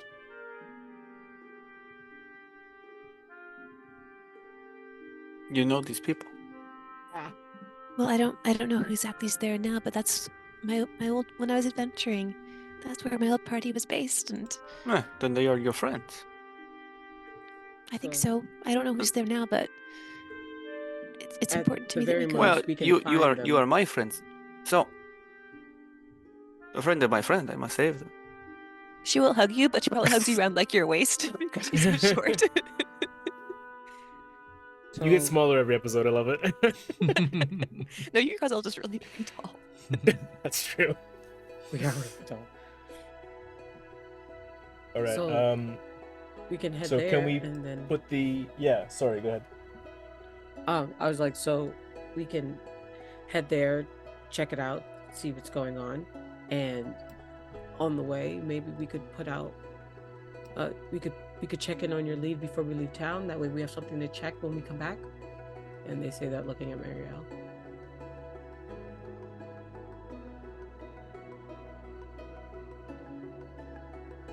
Sounds good. Also, if this is a multi-day affair, and Dante, you got an appointment in the evening, is this something that we should do after your appointment, or are you gonna meet Yeah, us we can head there? out Like, tomorrow. What Yeah, time of day that's is it right now? Like, we just go tomorrow. yeah, is it too late for us to head out anyway? I say it would have taken the morning to do all that stuff. Okay, afternoon can be to pack for the trip, do the appointment, and then we can leave in the morning. Order some furniture. We can make this place crashable for the night and see how we like it. Okay. All right. And can we? Do you want us to roleplay us selling the silver to Mariel's dad, or can we just hand wave that? Celeste's. Well, my dad. Yeah, sorry, yes, Celeste's dad. Yeah. But all tall people look alike to you. Yes. As a 5'6" There's a- guy in real life, yes. The quest has become find Marielle's dad and sell him the silver. We, We'll find out what we will finally find out if he's looking have up to go or to down at hell. us. Let's go. Or over. So we have to pull an Odysseus and go to the afterlife. you still have Descent to Avernus, right? We just really wanted to play it again. Yeah. Okay. So you are going to. Yeah, there is a happy, boisterous reunion with Celeste's father. He remembers you as well, Ace, very well from kicking around when you were younger, and says, make jokes about her. I told you not to hang out with this one. But saying it to Ace, not to Celeste. Wait, Celeste's face is just sitting there like this in the background the whole time. It's like, for why? You're still hilarious, sir. So yeah, if you've got a group fund somewhere, then you can sell that Sweet. there. I'll do it. Yeah. It's 15 pieces and they're 10 silver each, so 115. Mm-hmm. Okay, cool. I just wanted to make sure that Celeste's dad wasn't gonna shortchange us. Try to jib us, right? And yeah, so as you head over there, there's like smoke and steam billowing out of the windows and around the forge. Now, Embrick Celeste's father as the fire genasi, and he's in charge of creating the metal weapons and armor there, and his partner in the forge is a water genasi called Avi, who is also a priest of Eldath, the god of peace. And Celeste, you know that they've known each other for a very long time, and it was Avi who brought Embrick to Waterdeep from across the Sword Sea. You know that originally they were out from somewhere near the Moonshay Islands. Mm. But he doesn't like to talk about it very much, if it's ever brought up. I don't push. If anything, I'm just happy this rando brought my dad back. So he's like good. So they're like, do they have an implied gender? Like is it uncle, auntie? Yes. Yeah, they're both he, him. Yeah. All right. Yeah, just that's my uncle. In the original adventure, they're married, but I've They could be married. adopted it. He can still be my uncle. But Avi knew Embrick like before Celeste's mother was around, and now It's an after. Achilles and Patroclus situation. Old love. They found roommates. each other again. Okay. Okay, They were roommates. We don't talk about it. They don't think I Avi- know, but I know. And Embrick's very good with the weapons and side of things. And Dante, you know that the Zentarum has used this particular smithy on occasion with their very good steel and the weapons that they make. And then Avi's more of the armor side of things. You sell the silver bars there. Are you also going to head along and sell that spellbook? What was the spellbook again? The second Guelpho triplet that you killed was a spellcaster, and he had it on him. Did we ever figure out what if we could learn anything from the spellbook? I mean, No, you can't. unless you're a None of us wizard. are wizards. All right. It's a pretty let's book get to rid of us. So, yeah, that's worth 300 if you want to put that in the group kitty. Gold? Yeah, Jesus. He's a wealthy man. yeah. The front of the bookworm's treasure is adorned with a charming sign of a gold dragon curled around a treasure hoard of books and scrolls. Inside, the shop is decorated with beautiful hardwood, and the earthy scent of old books permeates the air. The library fills 2 floors of the 3-story building, and it somehow seems to contain more shelves than the building should be able to hold. Cool. So now we got It's bigger on the 340-ish inside. gold in total. And That's there's a gold dragonborn called Raishal the Page Turner, who is in charge of that shop there. You know what? That was a good flourish. I like that. That's a good one. Page Turner is a great moniker. And let's have a look there. He says, he welcomes you to the alley and suggests that you say hello to the other folks around. The private investigator at the Tiger's Eye, one Vincent Trench, and then the herbalist at Carlin's Crown, Fala Lefalier, is a good source of potions, healing potions and the like. Should we stock up before we go? Yeah. If you want to. I think each of us should get at least 1 health potion. Don't we already? Ooh, There were 2, but I think you used one on Ace right away. Yeah. I have one on me. Do we each want to just have one on us in case we go down? Yeah. Just because we can't get to each other, it can't hurt. Yeah. Okay, so yeah, you make your way towards the Carlin's Crown. There, it's a stately 3-story townhouse. The 3rd floor, as I say, which is converted into a greenhouse. And the translucent glass walls allow anyone on the street to see the rainbow of flowers blossoming within. You push through and you see a beaming smile on a wood elf with long braided hair, and they are very androgynous looking in the face, much like the shop's namesake, the god Corellon Larathian is neither male or female from the elven pantheon there. And she nods at you and says, welcome. Might I offer you some of my wares? Are you looking to buy?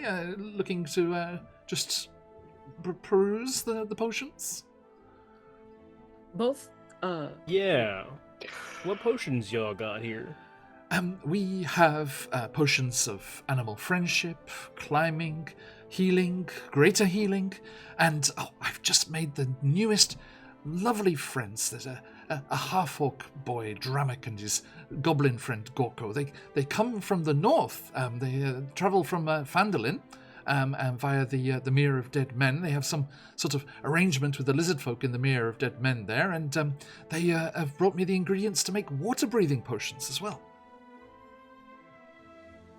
I believe we only need healing potions today. I see. Yes, absolutely. I have 6 at the moment. They're 50 gold each.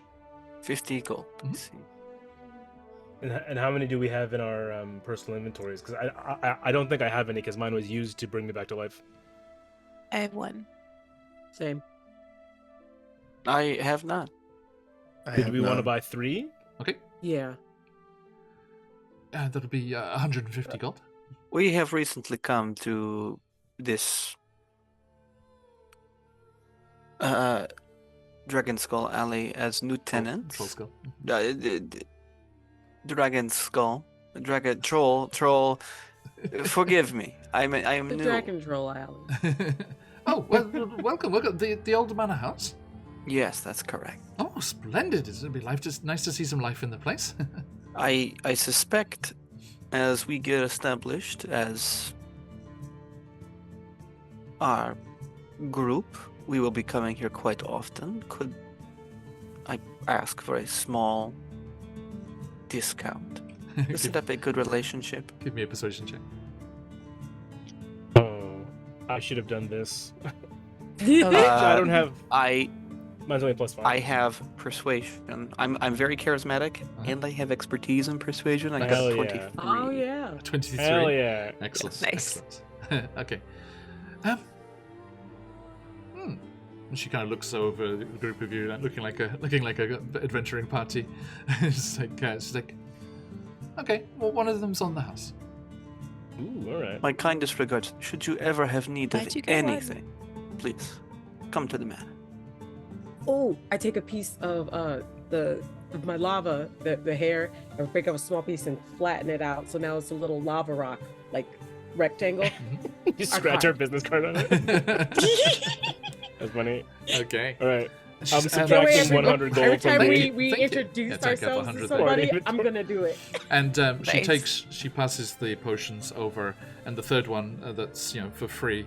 She presses quite firmly into your hand, Ace. She's like, take care. All right. Right, so Can you see the future? Do you have the sight? Okay. I've added a potion of healing to my This one inventory. is cursed. Okay, cool. You gonna come up here? Everyone who with doesn't have a these? Why? potion, add a What's over potion. Cool. Okay, so everyone has a regular healing potion. Yeah. Okay, look. And are you heading out into Undercliff? Yes. Well, Yes, yeah. I I'm believe quite the keen to idea go. was to Stop on the way visit to see if we can Star find a Song on the horse, way out or because Star Song. Yes. Okay. it will be the evening will pass by the time we are allowed to return. Okay. How's everyone doing for time? Because if everyone's okay, I'd quite like to do this Undercliff encounter to finish.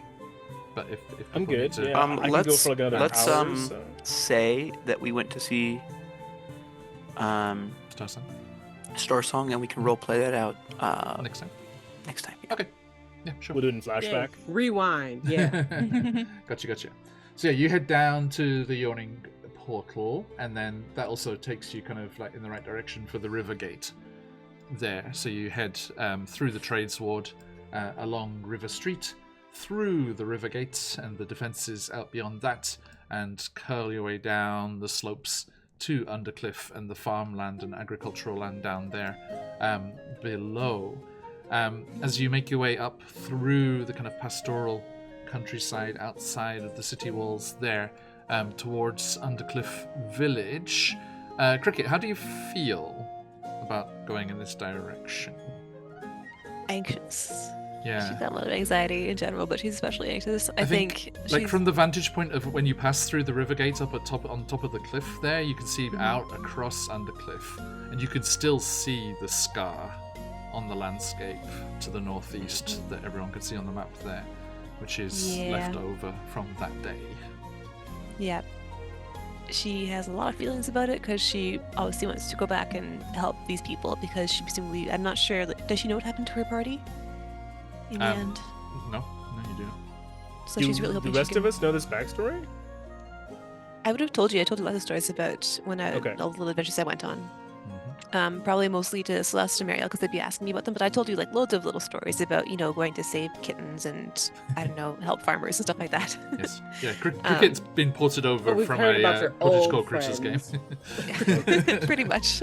That's Mary and I have DM'd about doing Cricket's backstory as a cottagecore creatures game at some point.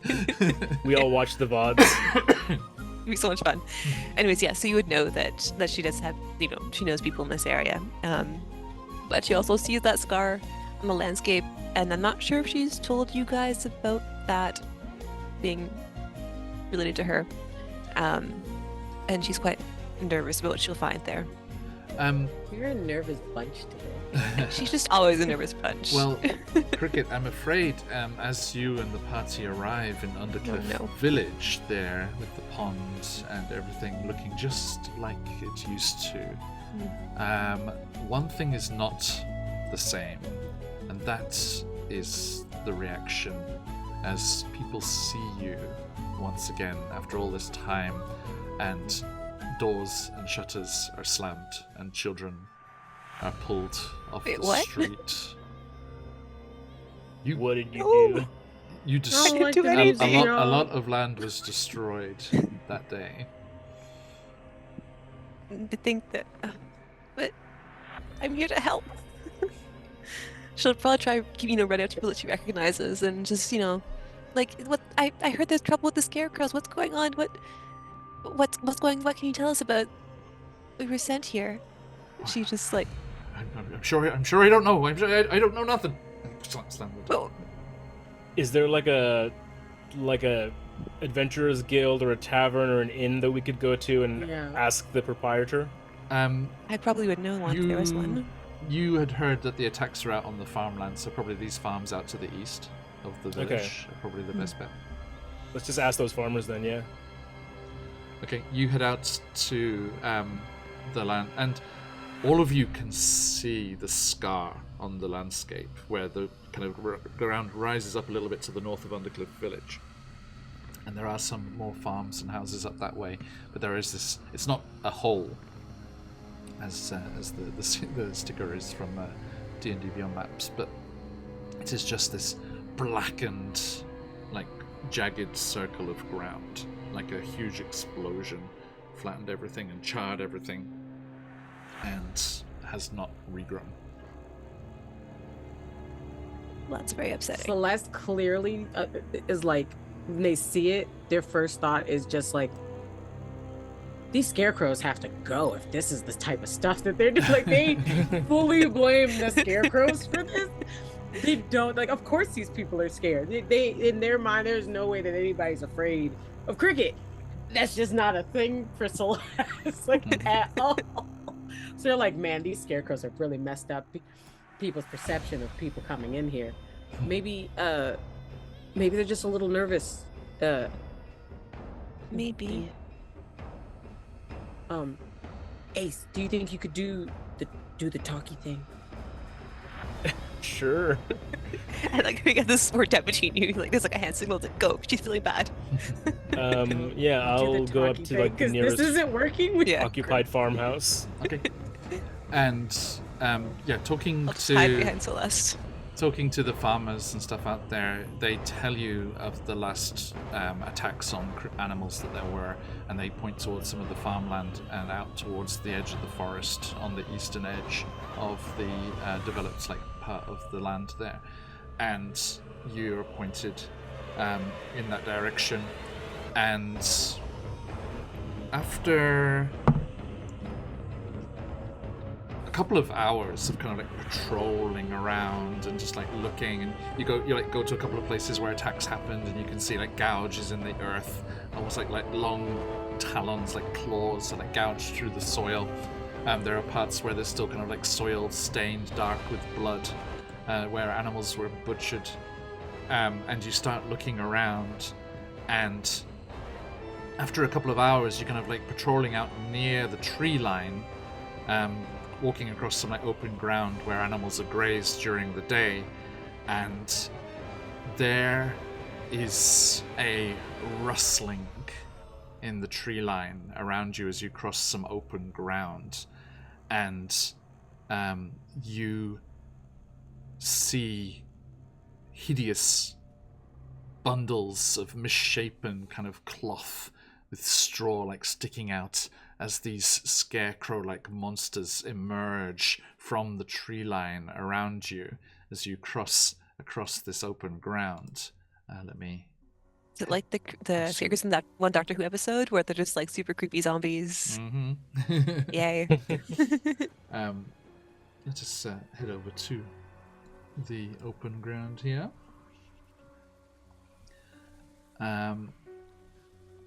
Yeah, I'm sure it'd be a lovely field in the daytime. And thank you, Zar. Yes, let me add you on here. Boop. Boop and boop. So, you are you're passing like from bottom left to top right through the open ground there. So what kind of marching order are you kind of patrolling in?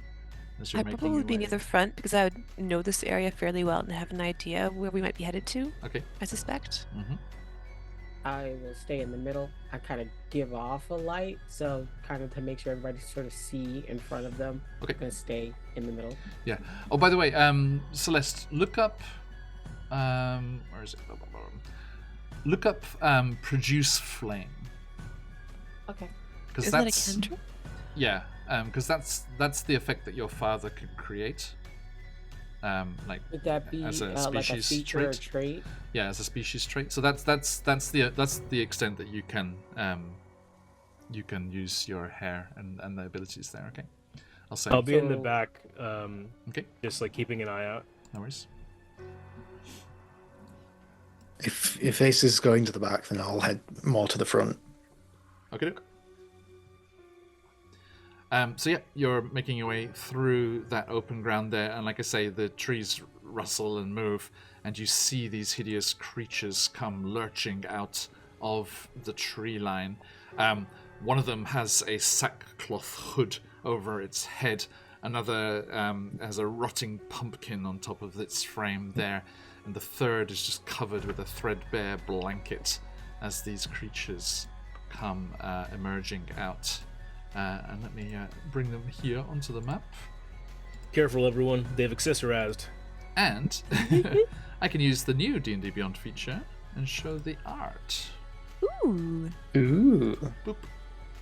Ooh. There it is. Damn, they're very Halloween themed. Yes. Mine Oh. says error loading image. Oh, This for you. content is no longer accessible I'll due to changing show you content the image in sharing chat.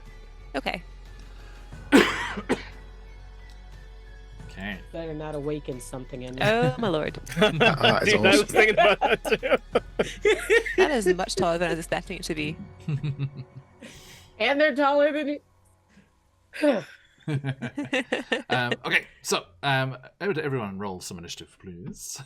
Yes. Oh. I finally get to use this new class. Ah, yeah. I'm going to use been my on a crystal to roll. re-roll because I do not want a natural one on initiative right now. Okay. Please don't. I have Better. been on a roll today. That's a These 14 digital for me, dice John. Really want me to keep using them. 14. Yes, sir. Thank you. Celeste with a 21. Oh, Cricket, how'd you go? 27. 27. Ooh. Oof. We're normally last. Go. I'm just so nervous. I'm just reacting Dante? to everything way too quickly. 8. Okay. Whoever made this And class Celeste? made it broken. I'm sorry, Marielle. 18. 18. Hey. Nice. I have advantage on initiative rolls from level 1. That's a little broken. You need to. You're the Okay. sniper. That's fair, yeah. You need it. You do not need to go last. That's like a level 3 feature from Ranger, though. It's really interesting. Where's my my boy here? Scarecrow, what's your initiative? Okay. It's not give me automatic Roll answer. one. Okay. So let me pop that in there. Okay. Starting at the top, crickets. You react the fastest. What do you do as these creatures lumber out of the night at you? What do I get the sense? Like, what kind of creatures are these? Are they like undead scarecrows, or are they You have no like? idea. I have no idea. Mm. Okay. Okay. Well, since I have no idea, I am going to, I think, cast Guiding Bolt. Because I don't know. Well, no, I'll cast Guiding Bolt on whichever one is closest. Okay. Which I guess is the one to the south. Sure. So that is going to be 8. 8 misses, but this bright light just goes like. I think your confidence was shook Sad. by the reaction of people in Yeah, town. absolutely, absolutely. That's sad. Okay. Well, there goes a Whoosh. Any movement? spell slot. How far away is it? Here. No, I'm gonna stay where I am actually. I'm Okay. happy, just chilling You here. looked really far. I'm 60 feet away. Noted, noted. Okay, so next up is Celeste. Okay. I have 2 of my hand axes, so I have a hand axe in each hand. Mm-hmm. And I would like to. I feel like I don't really want to rage right now. The surrounding area has been damaged enough. That last thing I need is a bunch of burnt footprints from me running around here. So I'm not gonna rage as of right now, but I would like to throw at the. They're With out the, of range, I'm afraid, at the moment. Well, yeah, I'm Closest going one is 45 feet away, so you could 50, I think- yeah, 50 feet. 50. Mhm. What's the range on a thrown hand axe? Only 20 60? feet. 20 feet. 20? Oh, okay. 60, 20 feet, 60 with I can disadvantage. get- You could get within 30 20 feet if you I can, moved. yeah, I can get within it. I'm gonna move. Mm-hmm. So you're running, Uh, running north. Yeah. I was just trying to pick which one we were saying. The closest one is to the north, yeah. It's to the north. That's the same one that Cricket cast the guiding bolt on, right? But no, she's I missed. south and missed. I'm afraid. Yeah. So. Yeah. Okay. Marilyn on deck. 10, 15. Wait, it's the wrong way. Is that the wrong way? Is there a third North. one I don't see? Yeah, there's one to the Oh. north, one to the south, and one to the Oh, east. geez, yeah, no. That part of the map didn't exist to me for a second. My bad. 2, 4, 6. Stop over here. Right. And You two can go more. Mhm. Yeah, 2 more up. Okay. And then hurl your axe. All right, you've been real nice to me, digital dice. I need you to keep that up, homie. All 18s. All 18s. I know. Also, do you have reckless attack yet? Because I don't think you need to rage to use reckless attack. I do have reckless attack now. Do I not need to do that? I thought I needed to. It's up to you. They're two different things. So you can rage and also you can use reckless attack, but you don't need to rage to use reckless attack. So if you don't like your roll, you can roll with advantage, but then people get advantage on you next round. Got you. They're pretty far out, so it would be something I could use for right now. I rolled a 12 to hit. Are you going reckless or not? Yeah, you have to declare it beforehand. Okay. Yes. Okay, Let's so be reckless. roll again, see if you get the crit. Right. Reckless. Reckless! Whoa! Reckless! Is that a crit? Yes, I rolled a d20. Yes, rolled it a is. 20. Holy shit. Destiny. I just needed you to believe in me. What's the damage roll?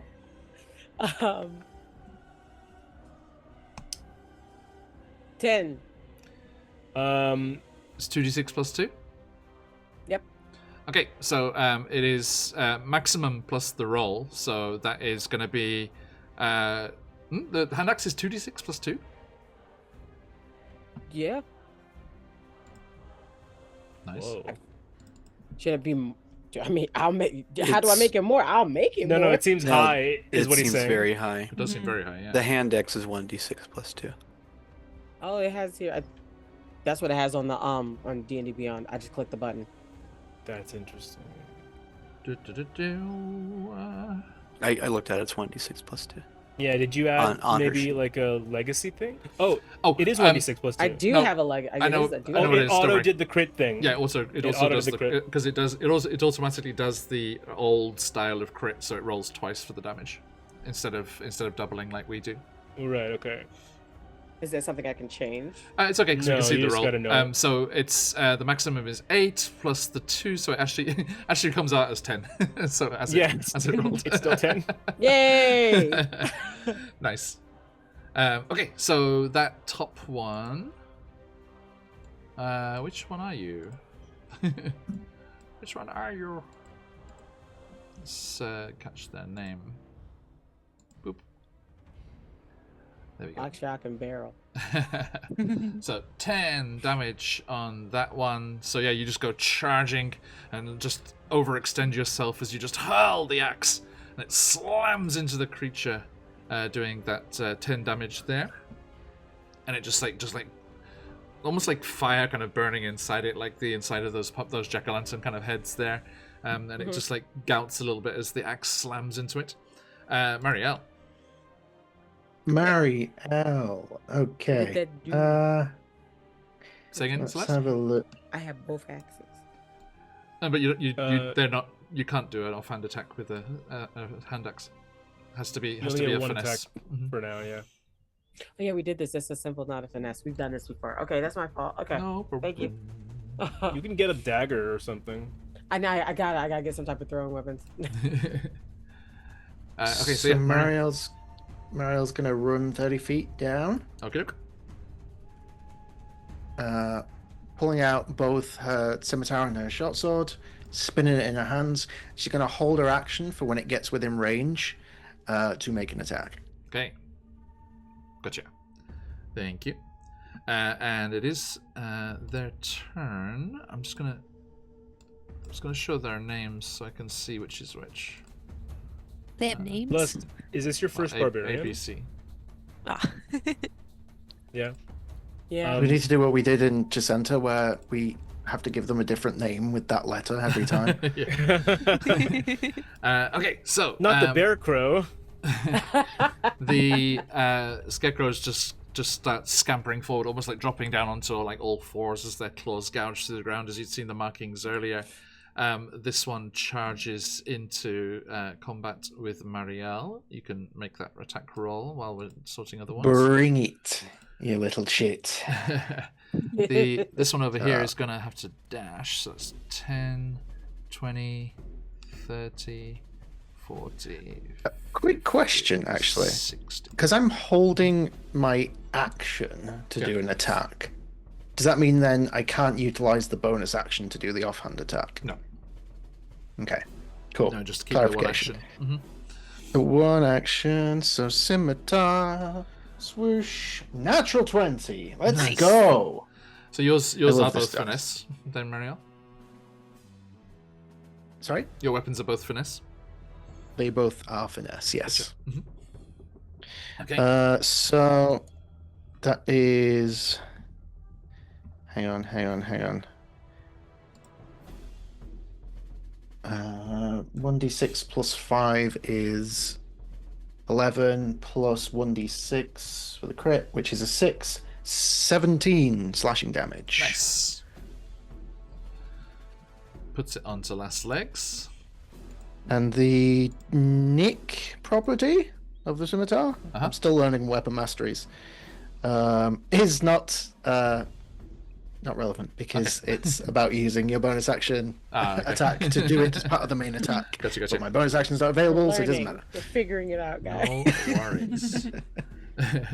Okay, so it comes charging towards you.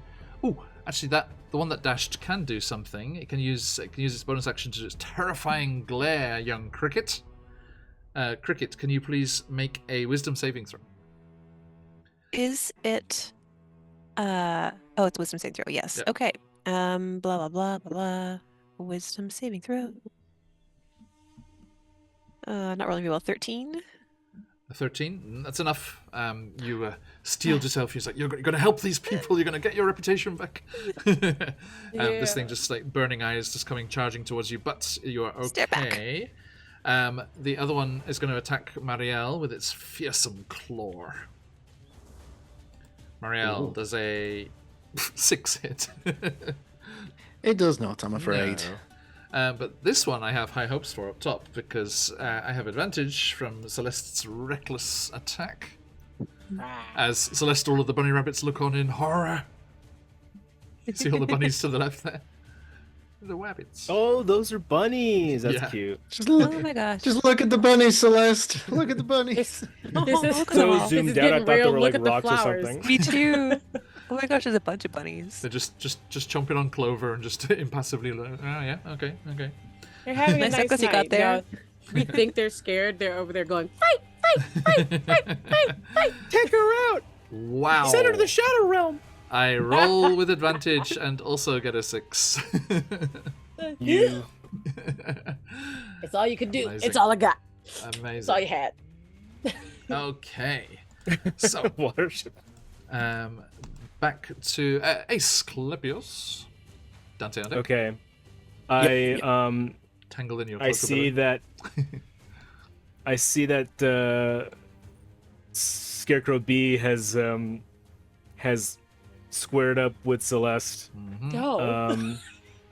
and I aim my gun. So I started blasting. Yeah, basically. Mhm. Wait, actually, do I have line of sight? I should move a little bit, right? Yes, but then they do have cover because they're right behind Celeste there. It's me. I'm the cover. Can I move 30 feet northwest and then not have cover? Yes. Sweet. That puts me at. I'm hanging with the bunnies now. Sweet. Yeah. And then I'm gonna They all turn with the same fire in their eyes as the scarecrows. They're all Monty Python rabbits. Look at the bones!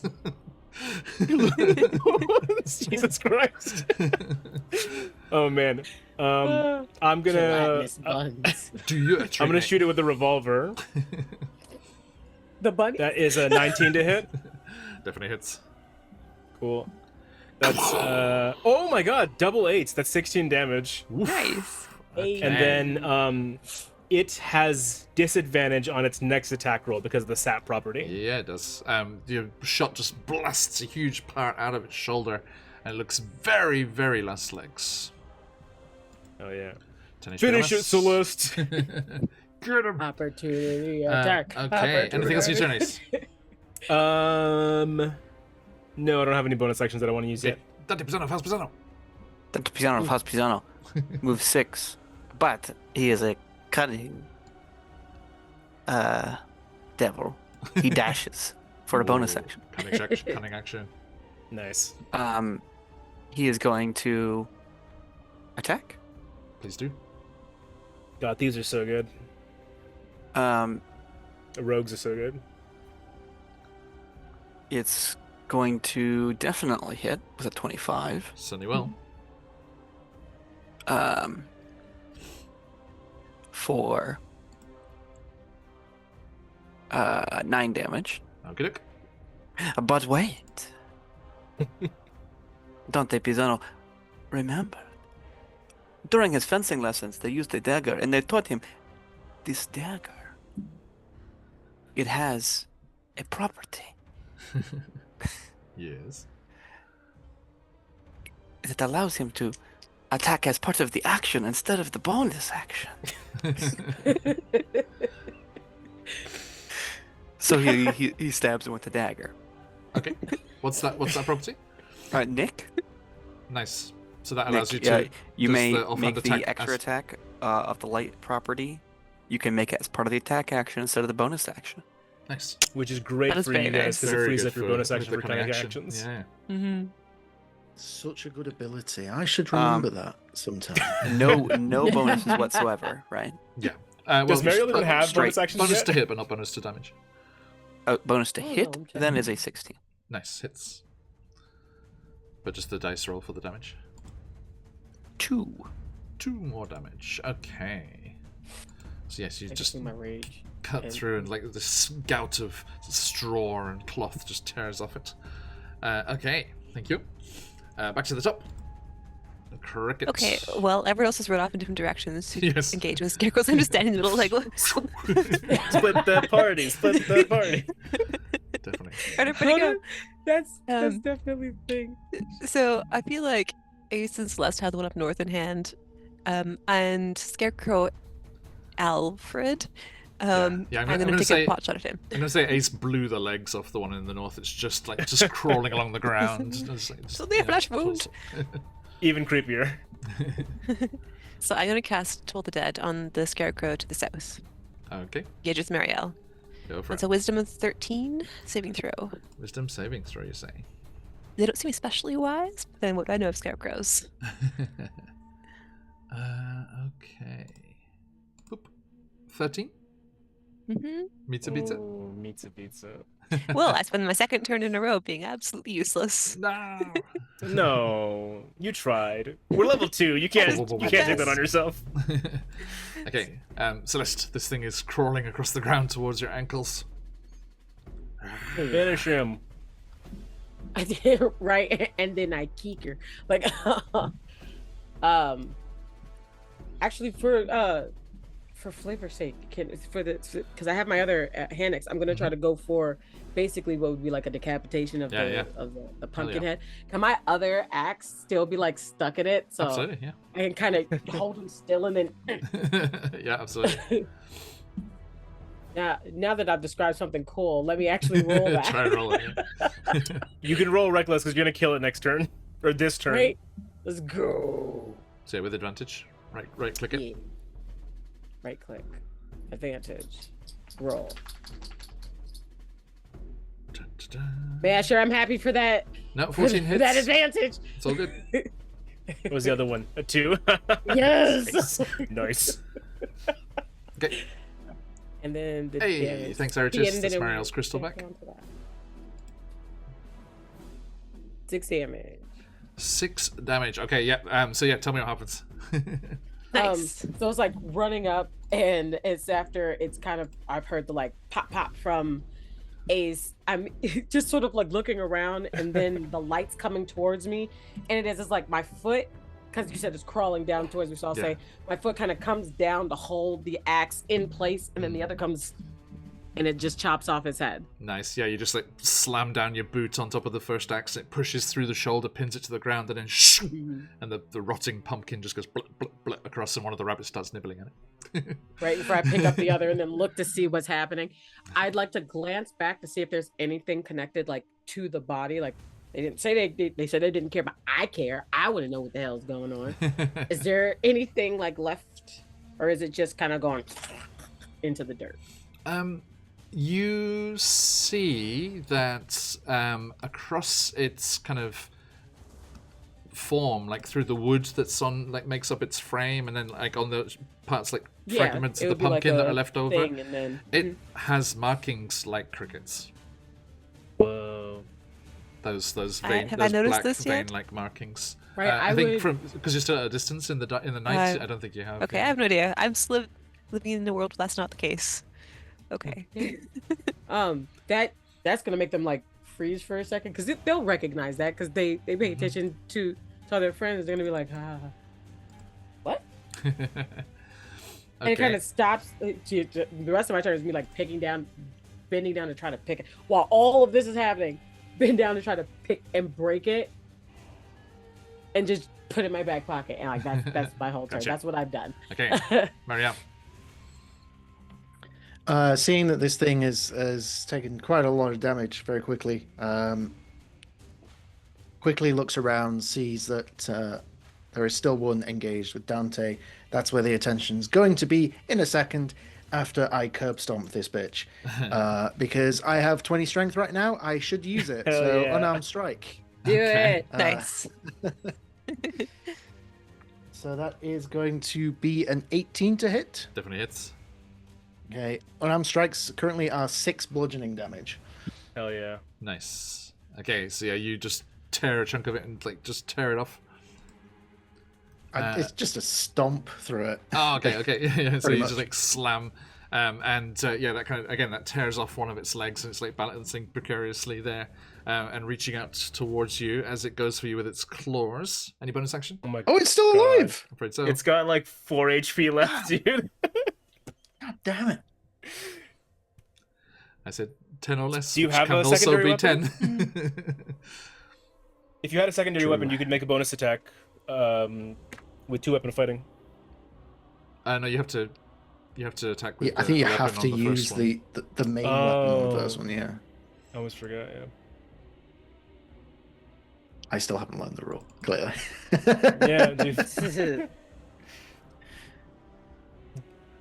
Is it the feat 2-weapon fighting that you're using? I don't think he took it. Did you take it?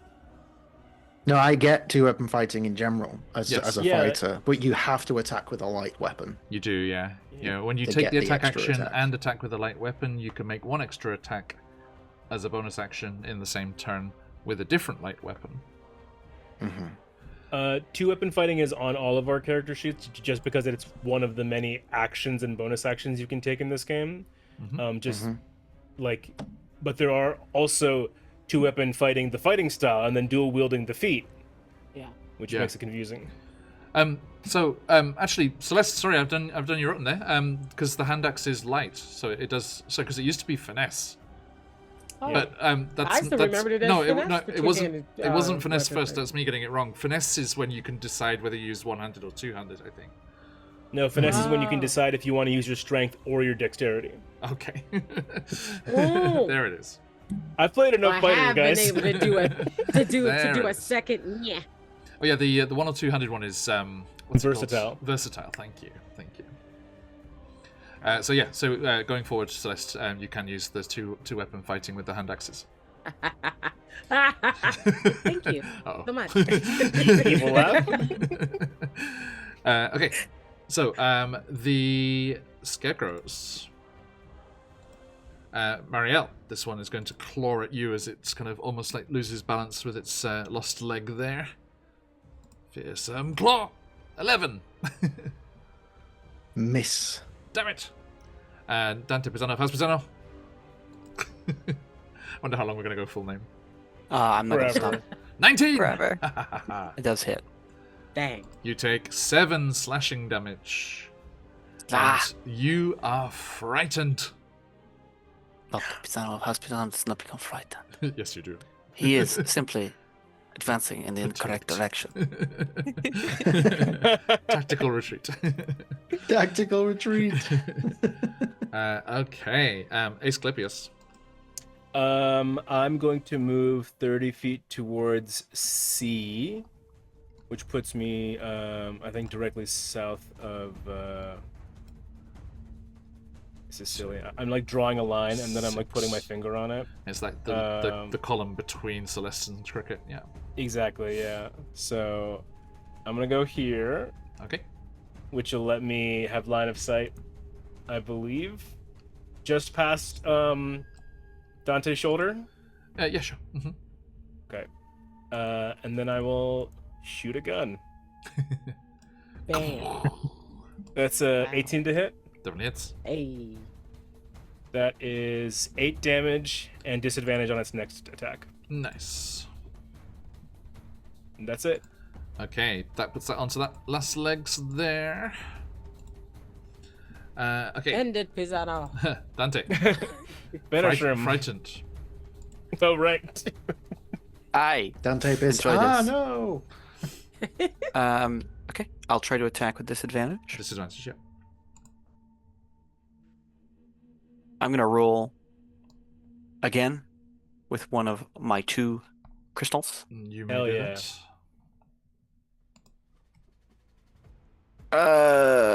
Do I want to take that? 13. Okay, that hits. Okay, then it's probably dead. Let's see. 6 damage, less than I Okay, wanted. now you cut through it and it cuts a big chunk off the side, but it is still alive, I'm afraid. Oh. I wish I could give you sneak attack by being engaged in ranged combat with it. Very Yeah, nuts. that would be Very that'd be a nuts. thing. I broke it. However, Dante Pisano is not defeated by simple monstrosities. He attacks with a dagger. Okay. You have another crystal as well. And he will use the other crystal. Hell yeah, dude. I love it. 18. Hits. Wait, was that an 18? Yes, it was. 4. Okay, tell me what happens. Dante Pisano is quite frightened by having been slashed across the chest. Something that would have been a grievous wound not but 1 day ago. But still, he resolves himself, reminds himself that he must fight for his newfound friends, stabs it in the chest before bringing his dagger around. Yeah. And finishing it with one quick thunk against its head. Okay, yeah, and there's a tearing of sackcloth, and it tears away, and there was nothing inside. Okay, Cricket. I've been largely useless, so I really hope this works. But I'm going to. What did you say about my friend? Right?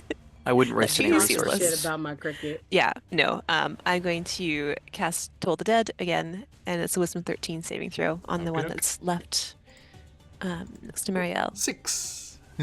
Yay! It actually works. So that's a 1d12. Yes. I have a history of rolling ones, so we'll see how this goes. 6. 6. Okay. So yeah, how do you cast Toll the Dead? What does it look like? Well, I think she's already kind of covered in. She's already missed twice, and she's not very good at magic yet. She's kind of flailing around a little bit. I think that's partially why she missed the first time. So she's probably got like her sleeves kind of blown back, and she's got the sort of black oozy, whatever it is, groups sort of screaming out of those black cracks that she has in her arms whenever she casts magic. And it's probably like goblets of it are flying off and like burning the grass. I don't know. But when she casts Toll the Dead, it's definitely necrotic damage, not radiant. She will look over the scarecrow and I guess it's not very graceful because she's just panicking, just wants to hit something at this point. So she probably sort of tries to make it look cool, but it's more like a frantic cast in that direction. And I guess, yeah, a very low and the kind of bell that you kind of hear in your bones as opposed to Yeah. as like, happy chimes or anything. It's not a happy bell. I guess that sort of booms out and it blasts the scarecrow and probably just eats into I guess it's probably organic matter, right? So it kind of corrodes into it Okay. and eats it from the inside. Yeah, and the wood and stuff of the Yeah. of its frame and things starts to rot Yeah. and fall to pieces, and Yeah. just collapses into dust and things. Some of which snakes through the air and joins with your markings. I don't like that. Oh god. Try to get it off. But Like she absorbs them? It kind of looks that way if you were paying attention in that direction, which I think only She probably Marielle would be would have trying seen. I think. she doesn't want any of it, but one of those things where you try and wipe it off and just keeps on glopping up, and so it definitely does go back into her arms. Okay. She's not happy. She's not happy with Whoa, anything these that's days. such a weird wind. And the scene settles, and there's nothing but the munching of clover of some contented rabbits, and having a Faint good, applause from Bunny Paws. yeah, a good match. Yes, a couple of the rabbits are Well done, collecting, well done. their winnings from the bookie, and the animated scarecrows that were terrorizing Undercliff are no more. And Celeste, you will be able to report back to your mother. It's a successful mission. Before we leave, can we do like investigation checks or something? Like if the corpses I are would still around. also or like to we can, investigate them. like find out where they came from, or like I would have check, seen that check the it's sort of directions they came from. the way the I magic have reactive as well. questions. I say holding up the stick with the stuff carved into it. Absolutely. I think Cricket sees that and her eyes go wide. And she kind of looks at that and kind of looks down at her own arms and looks back up again. And I Are you don't using, know what this is about. Are you using detect magic, Cricket? I think I would. Yeah. I think I And would. Ace rolled an investigation. Yeah, but that can be later. Yeah, I mean, Ace, with that investigation, you see that they were once like legitimate scarecrows. Yeah, they have been constructed Okay. by human hands, or like by farmers in the area here, and then that has been animated somehow. And Cricket, with the detect magic, there's a strong but quickly fading aura of necromancy. Okay. Well, Guys, I think these were just normal ass skeletons, like maybe Scarecrows. moments ago. yeah. I don't know. I don't know what's going on, but I think you all need to know that this may be connected to something that I did. I don't know what it is, Or do you but do just so you're not necromancy? you did, no, or- no, I don't. It's that I don't know. I just think it's connected. I mean, the markings. She probably hasn't actually shown you directly the markings. You probably think Celeste has noticed, but the other three, she does tend to have quite like her art here shows them on her arm, but normally she has quite thick robes that she sort of has around herself. She hides herself as much as possible. She will sort of roll up the sleeves, and you'll be able to see that it is kind of these black cracks all down her arms. I just thought those were tattoos or something. Well, I have a tattoo as well. That's kind of to hide it. These are real. Okay, is this something that you did or something that was done to you? I would love to tell you, but I don't know. But if it's something that I did, it would explain the reaction of everyone back in the village. Anyway, just so you're not surprised, I think that might be something to do with me. But if it wasn't on purpose. Please don't leave me. I leave you. Get that thought out of your head, kiddo. We're friends and we ain't going anywhere. Don't te pisano faz pisano, never open this She's like door. clearly trying to hold back tears. Confused. Like, what the fuck are you talking about? That's my secret, Celeste. I'm always confused. Oh, okay. I got this then. I feel like I got this little more now. And as you kind of like gathered around Cricket in this, open kind of pasture land here, bathed in the moonlight from above, our view will pan back from that as you kind of put your arms, like Celeste and Ace, you kind of put your arms around Cricket, and you start making your way back towards the city walls and your new place to stay. And we shall return to a meeting with the Zentarum and more getting to know yous in Trollskull Alley next time. Thank you, everybody. Woo! Okay. Yay! Right, now we are going to say goodbye to these fine people and then draw our winners. We have a Troll Lord Games voucher and a subscription for Syrinscape to give away. So if you're not already, ! Enter in the chat for your chance to win those goodies. So we'll draw the winner in just a moment. But before that, let us go around the overlay here. Ace, where are you on the material plane? Shezlen's in the chat and on all socials except for TikTok where I'm Shezlen's Twitch. Please follow me on Twitch. I'm streaming games. Right now I'm doing Undertale, Dispatch, and Final Fantasy XIV. I'm just alternating between those. Oh, you three are? games. Let me know. I'll play with you. Cool. Yeah, hell yeah. Thank you. And Celeste, you good self? Hey everybody, I'm a Buns. I've been playing your favorite, literal trash fire, and you can find me over at Battle Scar Bunny here on Twitch, where I'm playing Marvel Rivals because I like stress. Because you hate yourself. I really do enjoy it. It's fun. I'm actually going to be hopping on when we get done with this game. Nice. Marielle, you good self? Oh, that's me. Hello, I'm Patch, the ever humble DM, founder and creative director of QuestJunkies, weekly opponent position here in Phoenix Iwaki, which is always wonderful. I'm going to be around a lot this year. I'm guesting in whatever tables I can get my hands on, whatever systems I can get my hands on. So I'm probably going to get very irritating after a few months. So just a heads up. Take me with Andy. you, Patch. Dante. I'm Josh, a simulacrum built for the sole purpose of playing D&D. Come back so I don't suffer. Let's move on. Thank you. Cricket. Cricket, hello, is Marin, and she's Mel Trip in the chat. As always, super fun. Thank you again, John. I do not exist except in this one space during the week, and the rest of the week I am a cat slave apparently. Meow. That's all. See you next week. Thank you. And we are Phoenix Iwaki, as Streamlabs has put there. You can jump into the Discord, see what's going on with us, and share what's going on with you. And if you want to catch up on our other previous adventures or this one, then the VODs are over on YouTube over there. And we'll look forward to seeing you all very soon. But before we say goodbye today, let's see who our lucky winners are. Good luck, everybody. Let's refresh, make sure everyone's in here. Okay. So, first things first, let's go with the new giveaway Prezi that we've got.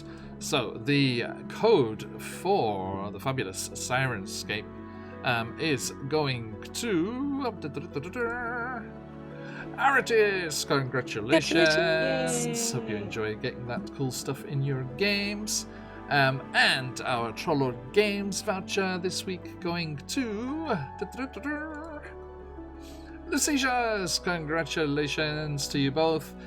We will get those off to you very, very soon, and I hope you enjoy those. Thanks for the support and watching us every week, and we look forward to catching you all next time. But for today, let us wrap up and head off raiding somewhere.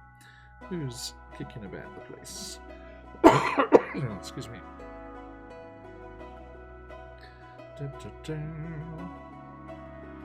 Okay. Our buddy Mike Moons is over there painting some D&D things, so let's go and see. Mike's a great guy and a fantastically talented painter, so go and hang out, and you can say other cute kitty cats over there as well. The lovely cat Willow is always kicking around.